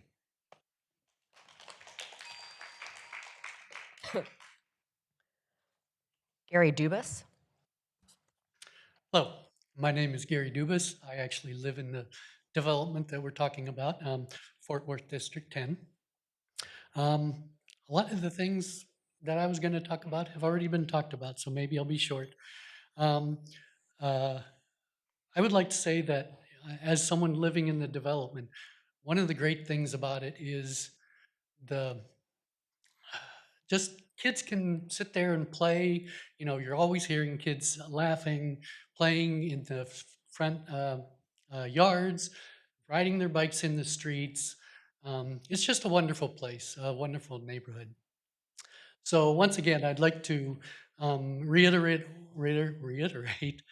what he said, that getting extra cars coming through the neighborhood would just not be safe. It worries me that some kid will get hit.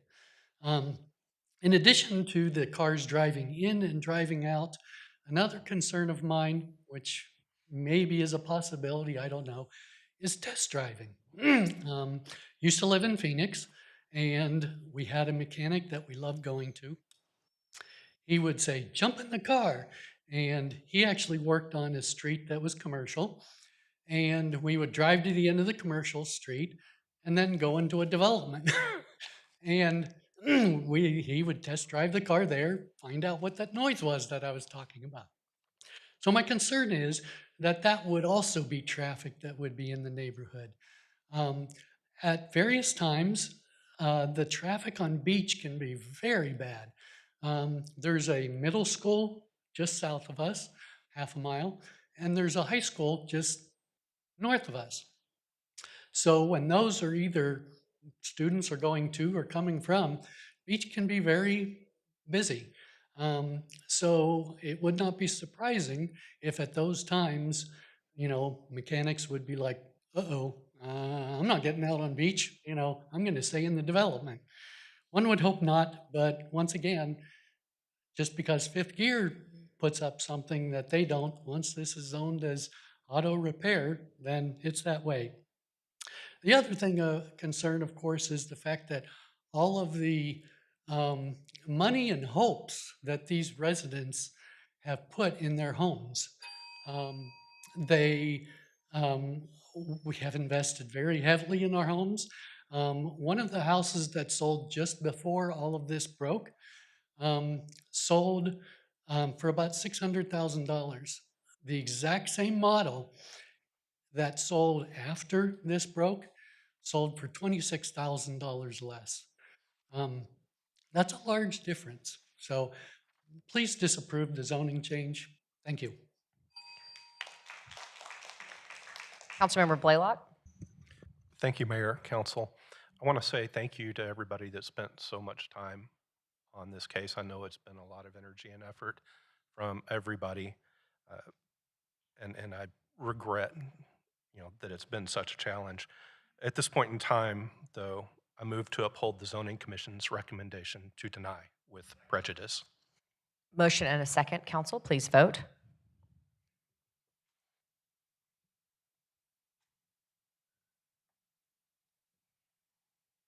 Motion carries. Next is ZC-26-014. Motion and a second. Please vote.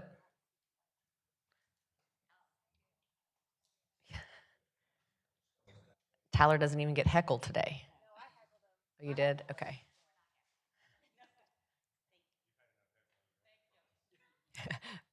Take care.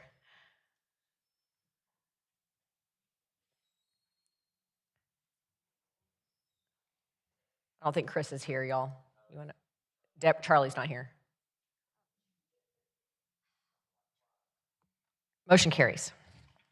Next is ZC-26-023. Councilmember Flores. Motion and a second. Please vote.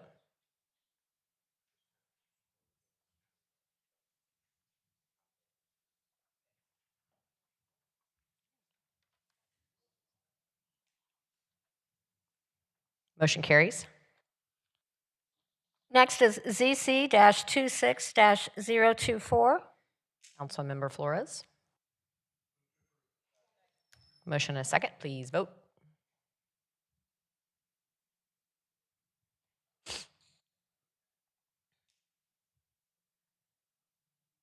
Motion carries. Next is ZC-26-025.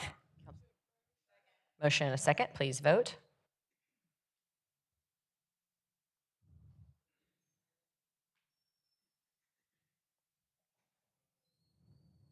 Motion carries. Next is ZC-26-026. Motion and a second. Please vote.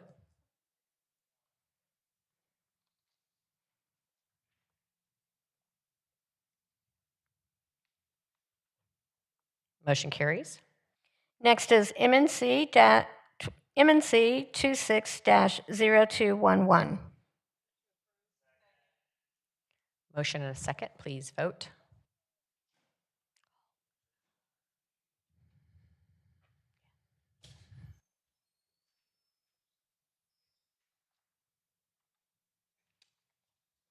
Motion carries. Next is MNC 26-0239. Motion. And I believe Councilmember Crane is going to read into a record a motion for that item as well as 26-0242.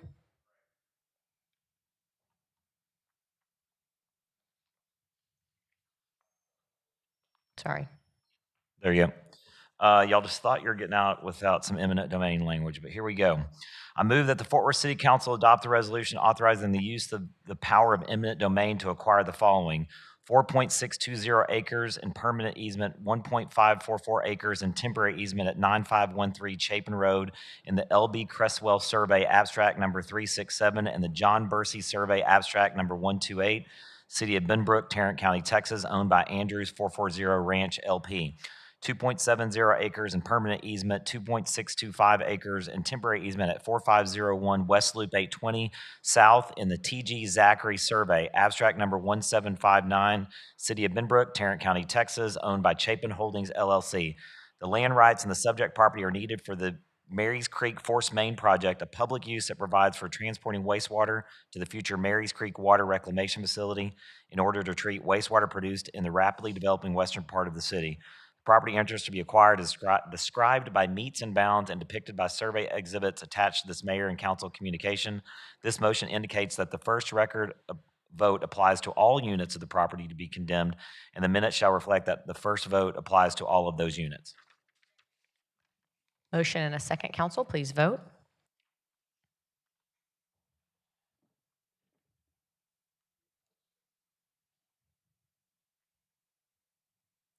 Motion passes.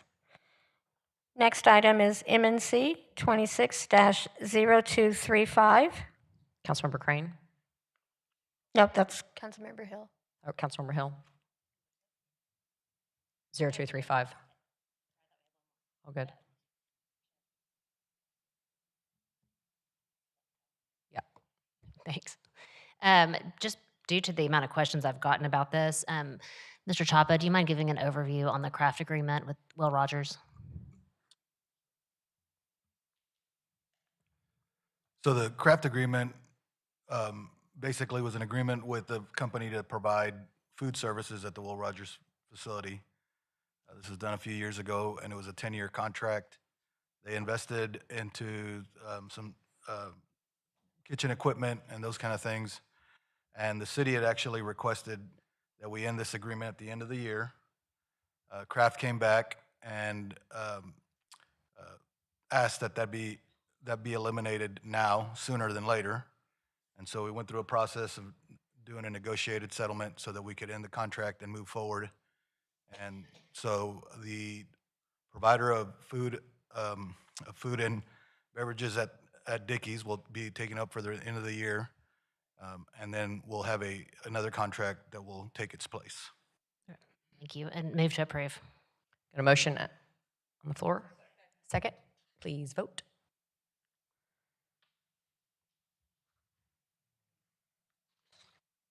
Motion carries. Mayor, that concludes all of the action items and gets us to public comment. Thank you. Our first speaker is Demetrius Kilgore.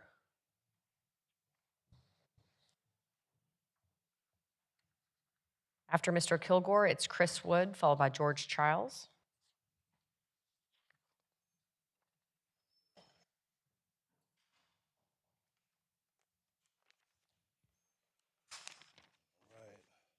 Good afternoon, Mayor and council members. My name is Demetrius Kilgore, founder, president, and CEO at Finding Me Academy Global. I stand before you today with humility, but also with conviction, seeking clarity, standing in truth, and with purpose. My journey began in a fatherless environment, searching for identity and direction. As a young man, I made mistakes, carried a illegal firearm, went to jail for theft, and was bullied up until the 7th grade. But in the midst of that brokenness, my life changed when my grandparents began raising me and introduced me to my Lord and Savior, Jesus Christ. That transformation led me to basketball. I started playing in the 8th grade, earned a varsity position my junior year, and was later ranked 7th best shooting guard in the country by USA Today. Although I didn't have my grades to attend a 4-year university, I continued at Tyler Junior College, where I became the #1 shooting guard in the country and was projected 37th pick in the 2001 NBA draft by the Vancouver Grizzlies, who are now the Memphis Grizzlies. I declined that opportunity to honor my commitment to Purdue University and gain NBA experience with the Philadelphia 76ers free agent camp. But my purpose didn't start or it didn't come from basketball, it came from brokenness. 12 years ago, during a divorce, I became homeless for 2 weeks and battled thoughts of suicide. During that time, I saw God through a no food 3-day fast. It was there that He gave me a vision to step out on faith and serve you full time, no matter what it looked like. And I did just that. Today, FMA Global has served over 5,000 youth across the DFW Metroplex. We provide college and career readiness, financial literacy and reading literacy, conflict resolution, life skills, workforce development, entrepreneurship, public speaking, STEAM, social emotional learning. However, I stand before you today because on March 13th, 2026, during a Microsoft Teams meeting with district leadership, I was informed that our program was placed on hold without any reason provided. During the meeting, unprecedented accusations were made stating that I was a bit pushy, had a slight attitude, and engaged in harassment. These are strong and damaging claims. At that moment, I respectfully asked for clarity, specific examples, and documentation, but none was provided. To this day, there has been no formal complaint or evidence presented. As a man of integrity, I document everything. My records reflect professionalism, respect, and alignment with expectations. This is not just a program, this is my purpose and the mission that God has placed on my life to serve, uplift, and transform lives. And it's my hope that no person or system within the city of Fort Worth unintentionally hinders that mission. I share this not in accusation, but in accountability, because this work is about positive impact on youth, families, and our communities. Despite these challenges, I remain committed to integrity, to keeping my word, and to teaching our youth to do the same. Thank you for your time and attention. Thank you, Mr. Kilgore.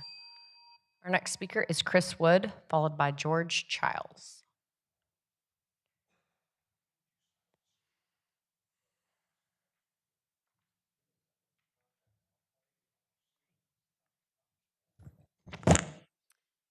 I'm Chris Wood from Fort Worth. I'm here today to talk about air quality and community toxin resilience. Fort Worth's air quality is moderate, but we do face challenges, particularly from ozone and fine particulate matter. These pollutants are largely driven by vehicle emissions, industrial activity, and rapid population growth. Air pollution is associated with increased respiratory strain, cardiovascular stress, and higher long-term healthcare burdens. Improving air quality directly reduces healthcare costs and improves overall quality of life. Environmental conditions play a critical role in population-level health outcomes. Fort Worth is addressing this issue through air quality teams that monitor pollution levels and evaluate city facilities for compliance. Ongoing strategies such as improving traffic flow, expanding pedestrian and bicycle infrastructure, and transitioning toward cleaner vehicles reduces emissions. In addition, Fort Worth is a Blue Zone community, building an environment where people live longer, healthier lives. City-led initiatives that support walkability, access to healthier food options, and smoke-free environments strengthen long-term community resilience.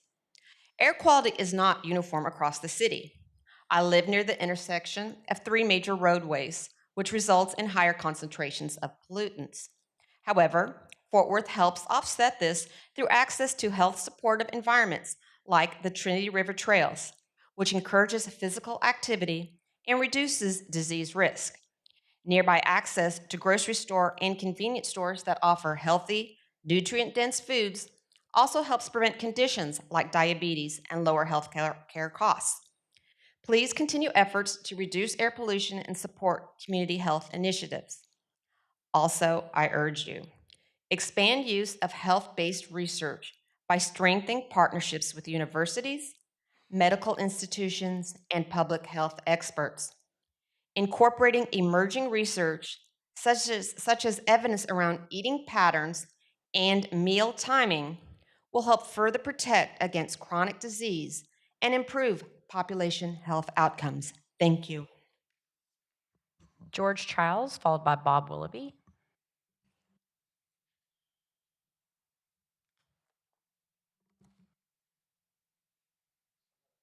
Okay, timer's on.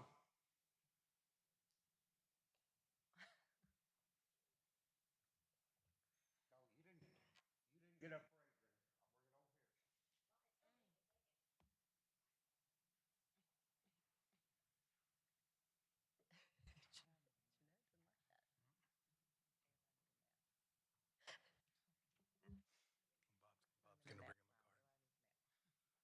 First document before you is a press release issued by the City of Fort Worth. The mission statement of the department that generated it reads in pertinent part, quote, residents and visitors want effective, accurate, and timely information, unquote. This document appeared in Fort Worth Report for April 27, 2022. As to news releases, Fort Worth Report states, quote, submit your press release to Fort Worth and Tarrant County's trusted source. Amplify your message through our influential platform, unquote. The second paragraph of this document consists solely of the personal feelings of the mayor about the soon-to-be now current city attorney. The first sentence of that paragraph states said person is, quote, a trusted confidant, unquote, of the mayor. Time limitations of 3 minutes, if that, keep me from giving all the reasons why I think that is the first sentence instead of those based on her qualifications for position that currently pays her $309,580.96 a year. To put it as simply as possible, I think the quality of trusted confidant is the first mental association the mayor experiences when she thinks of the city attorney. There is, of course, no such person as an untrusted confidant, as the second document will show. I would have done well to make the definition of naivete a third document, since when the mayor made lying statements about Adrian, and then both Adrian and Bob, which did not appear as the written notices to them signed by the city attorney, I was actually dumb enough to believe that this was done without her knowledge. Without the knowledge of a trusted confidant, can you spell oxymoron? The interplay between these two people with law degrees on February 24th did not rise to the same level of obvious kabuki as on October 18th, 2022, when a former mayor pro tem was shocked to learn that suddenly, that from the city attorney, that quorum had suddenly evaporated. And so it was whoopsie for Bob and his video. But it was blatant enough to provide the impetus for me to find that news release. So I hope that the members of the Oakhurst Neighborhood Association can at least know that when the mayor publicly stated that case law was so strongly in favor of the other side in a zoning case, that it would be a waste of taxpayer money to oppose it, that the legal advice she was getting came from a city department led by someone the mayor chose to proclaim at taxpayers' expense as a trusted confidant.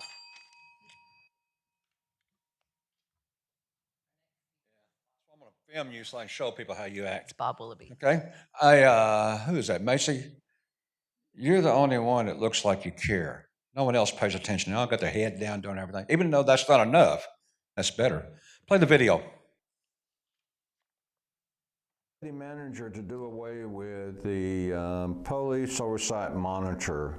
We have a few departments that we do not need. This department is not essential to our system like the fire department or police.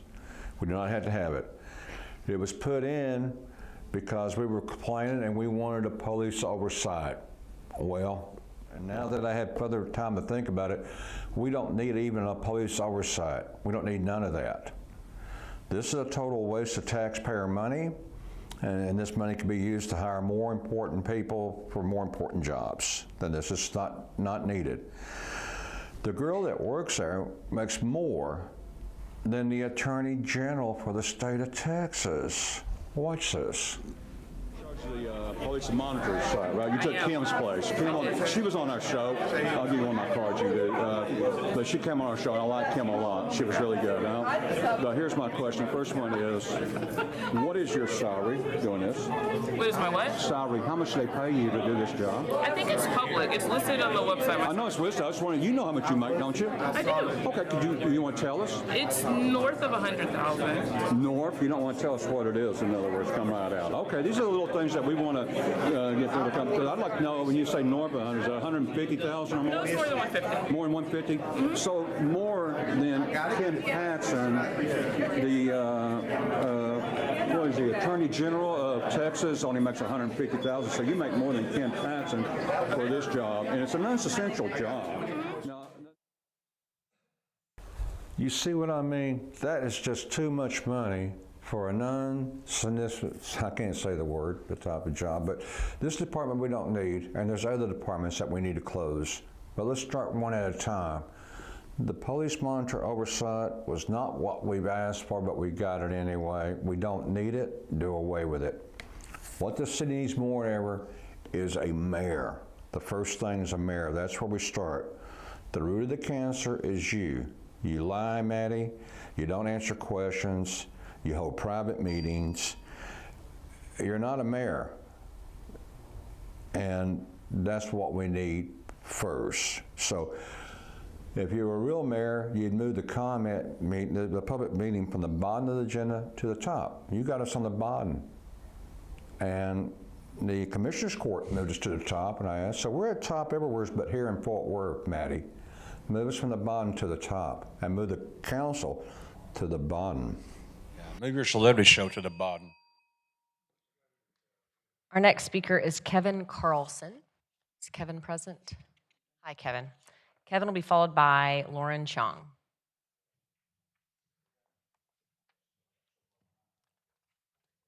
Good afternoon, Mayor, Parker, and Council. My name is Kevin Carlson. My home is within the community of Liberty Crossing Homeowner Association in North Fort Worth, to which I have been a resident for 13 years, District 10.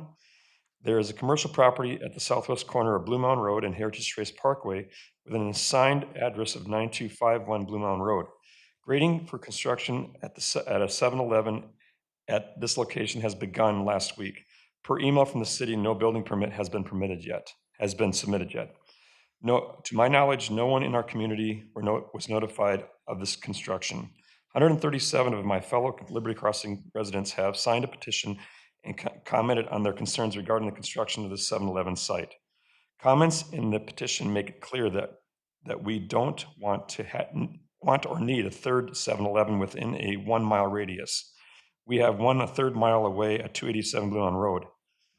One of the major concerns for me is a significant drop in property value, potential fuel spills, 24/7 operation with noise and lights around the clock with alcohol sales too. This site is literally 100 feet from the backyards of many of my fellow property owners.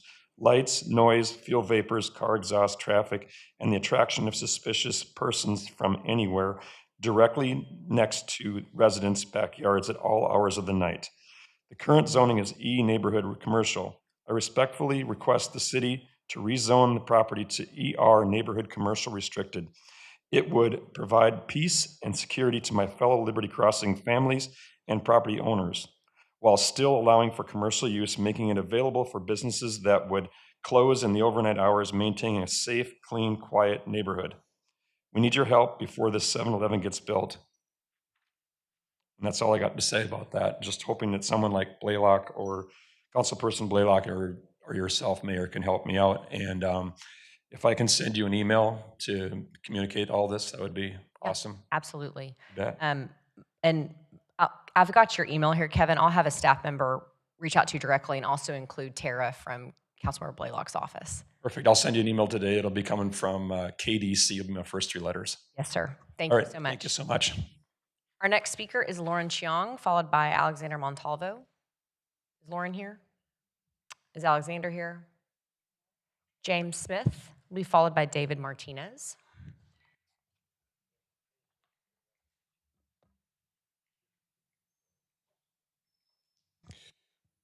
Good afternoon, council. My name is James Smith. I live in District 8. I'm sorry my councilman's not here, but before I talk about what I came to talk about, I want to mention the community center new soccer field. It's a nice soccer field. My grandchildren played on it. They enjoyed it. I have to afford a soccer ball. But to correct my councilman's statement on them replacing a dilapidated tennis court, the tennis court wasn't dilapidated. They overlaid the tennis court. The tennis court was fine. I just want to make that statement clear. I'm here today because it's going on 7 years that my neighbor, Tatiana Jefferson, was killed in her home. 7 years is a long time to accept the accountability for something that shouldn't have happened.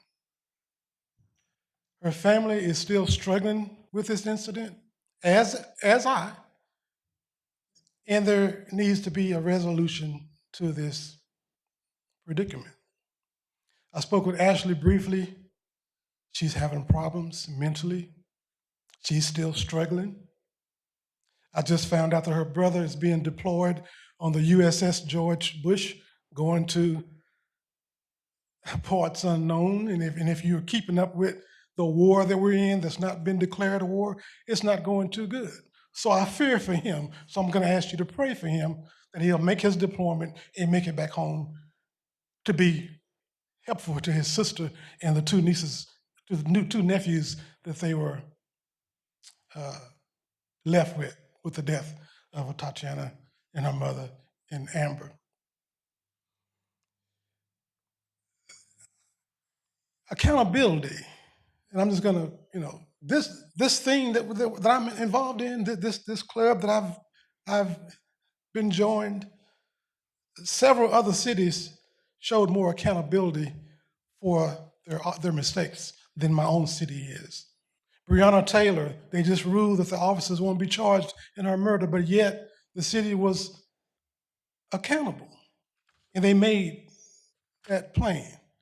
George Floyd, the city was accountable before George Floyd ever had his trial. We had a trial, we had a conviction. Your officer was in the wrong, your city is liable, and I will continue to stand for the accountability for Tatiana Jefferson. I can't walk out my door and feel at ease. I'll never feel at ease, but I want to walk out that door and know that when I look across that street, I know I've done all I could do, and the city did what it was supposed to do.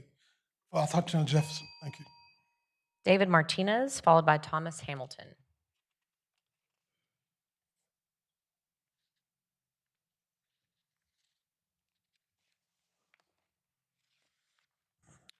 My name is David Martinez. I live in Fort Worth. I have property in multiple districts. I reside in District 8. I want to talk to you about what's going on with the data centers. Okay, so I'm torn in half with that. Okay, because at one, it's like fear factor over here.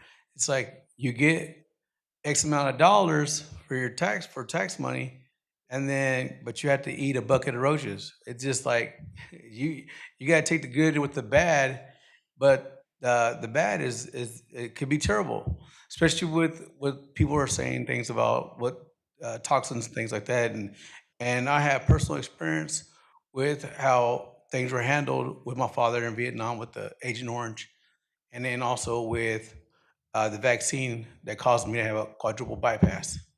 So without accountability, without liability, I don't see a way that we can work around it without having some type of measures for the citizens that have complaints or can address these complaints without with legal recourse. I mean, it's the liability has got to be there in order for me to even start having that conversation where I could push that in my community at the same time, because I think about my grandchildren, the possibilities of what could happen to them. And so, I mean, I'm all for getting the tax money. I'm not going to be the person that says, well, I got a cell phone, but I don't want data centers. don't want to say not in my backyard because it doesn't affect me, but it does, and it does affect other people's children too. So I have to be mindful of those things. And I know that y'all have families also. So I know it's not like y'all don't have skin in the game either. So, and I know that a lot of people, y'all meet with other people that have this knowledge and all this stuff, and then be able to do due diligence with these things. But that's one of the things I wanted to bring up also with the Hemp Hill street expansion. Now, I know we need more contractors for that area of like because we had the pipe that took a year to do. And then I have people that are in the oil business, and then they lay pipe real quick. So I know we have a problem with having, we have vendors that need to be, we need more vendors to have more competition in that. So I know before I forget, I want to thank City Manager Jay Chapa. He's doing a great job. He's just today, I was talking about him, giving him good praise. And then I show up at a meeting, he saved us like $20 million on the building that they're going to save. So, I mean, he's already earned his money already inside that with that. Thanks a lot. God bless y'all. Thomas Hamilton. Is Thomas present?